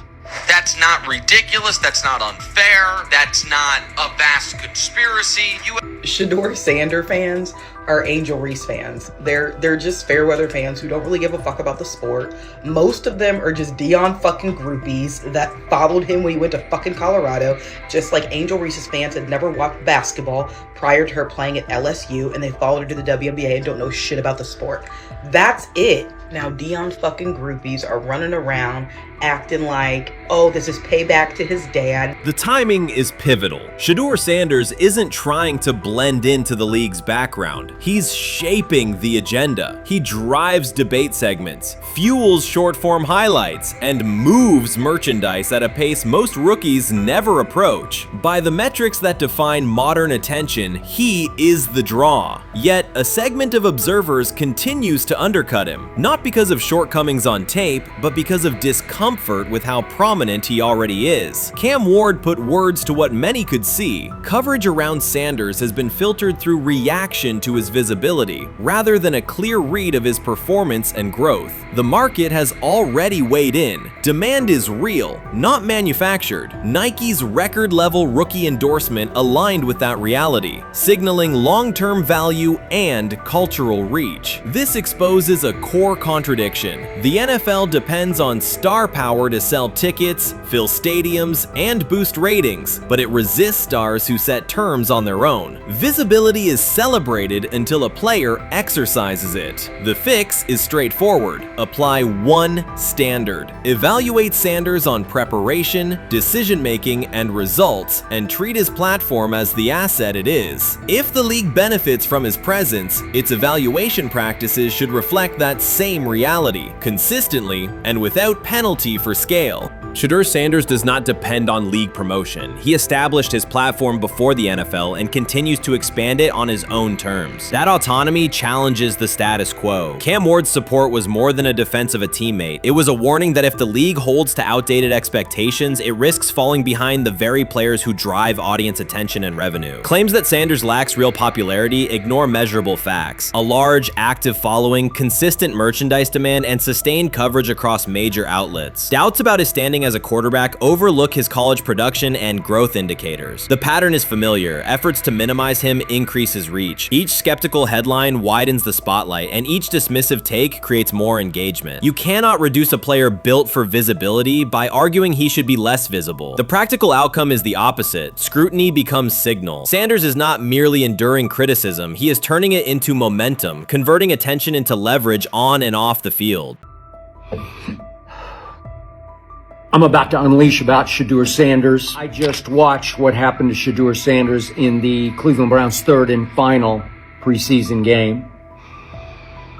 And I'm outraged, I'm sickened, and I'm saddened By the way, Shedeur continues to be treated in the National Football League now by those sorry-ass Browns and sorry-ass Kevin Stefanski. The Cleveland Browns are once again mishandling a promising quarterback. Skip Bayless criticized the organization for failing to develop Shedeur Sanders and for misusing his skill set. He argued that the team's decisions are undermining Sanders' progress and turning a major investment into a cautionary example. Bayless pointed to inconsistent usage, questionable play calling, and a lack of clear direction as key issues limiting Sanders. He said the Browns need a defined development plan and stronger support if they expect Sanders to succeed. Skip Bayless delivered a direct, critical assessment this week. After seeing Shedeur Sanders in a Browns uniform, he argued that Cleveland is mishandling the quarterback and undermining his development. Bayless said the team's approach shows poor planning and inadequate support around Sanders. He dismissed excuses about strategy and emphasized the need for better coaching, deployment, and protection. In his view, the Browns are setting themselves up for problems before the season begins unless they establish a clear plan for Sanders. Given the team's recent decisions, his reaction is understandable. Cleveland has a history of inconsistent quarterback development. Shedeur Sanders is a premium prospect, the son of a Hall of Famer, a proven college performer, and a widely recognized figure. The organization should prioritize his reps, protection, and a clear development plan, not place him behind Dillon Gabriel as if he were a secondary option. But I'm going to answer this question by saying Shedeur Sanders, and I'm going to tell you why. I think he's being set up to fail. That's right, I'm going to say it. Okay. Here we are on national television, right? There's been 11 practices, if I remember correctly. He's been starting against he's been playing against the third unit.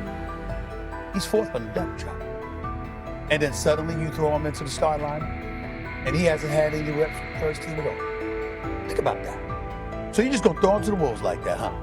I mean, you know, if he had first team snaps in practice. Yet here we are. Cleveland has one of the most publicized prospects and is handling him like a depth piece. The broader issue is the franchise's long record of quarterback instability and inconsistent development. That history colors every move they make. When the Browns draft a quarterback, fans don't anticipate a long-term answer. They brace for another reset. Shedeur Sanders should be treated as a priority, not as an afterthought behind Dillon Gabriel. Let's give him a chance. Let's give him a chance with the play calling. You know you have an offensive line that isn't playing that well. So what do? Why not just play the short game so he can get the ball out of his hands very fast to run a competent goddamn offense? Outside of that, Shedeur has to be better in understanding that the offensive line that you're working with right now is not adequate. Why not allow the players that are competing for a job, in this instance, Shedeur Sanders, to finish off the 2-minute drill? When Browns fans see another quarterback selected, they brace for another setback. The franchise's recent history, from Johnny Manziel's failed stint to the rocky handling of Baker Mayfield, reflects inconsistent development and short-term decision-making. Against that backdrop, Skip Bayless's reaction to Shedeur Sanders on Cleveland's roster was blunt. He argued the team is already mishandling a premium prospect by treating him as a secondary option instead of a centerpiece for the future. Bayless's position is straightforward. Sanders is not just a name, he brings proven college production, leadership traits, and significant visibility that can strengthen both the offense and the organization's broader profile. Burying him on the depth chart behind Dillon Gabriel signals a lack of a clear development plan and wastes early momentum. Instead, Bayless contends, Cleveland should establish a defined pathway. First-team practice reps, protection and personnel tailored to his strengths, deliberate play calling that accelerates processing, and measured in-game opportunities that build confidence and execution. In his view, the Browns need alignment from the front office to the coaching staff to prioritize Sanders' growth. Continuing to treat him like a depth piece risks repeating the same cycle that has undermined previous quarterbacks. Committing to a coherent plan gives Sanders and the franchise a realistic chance to convert potential into sustained performance.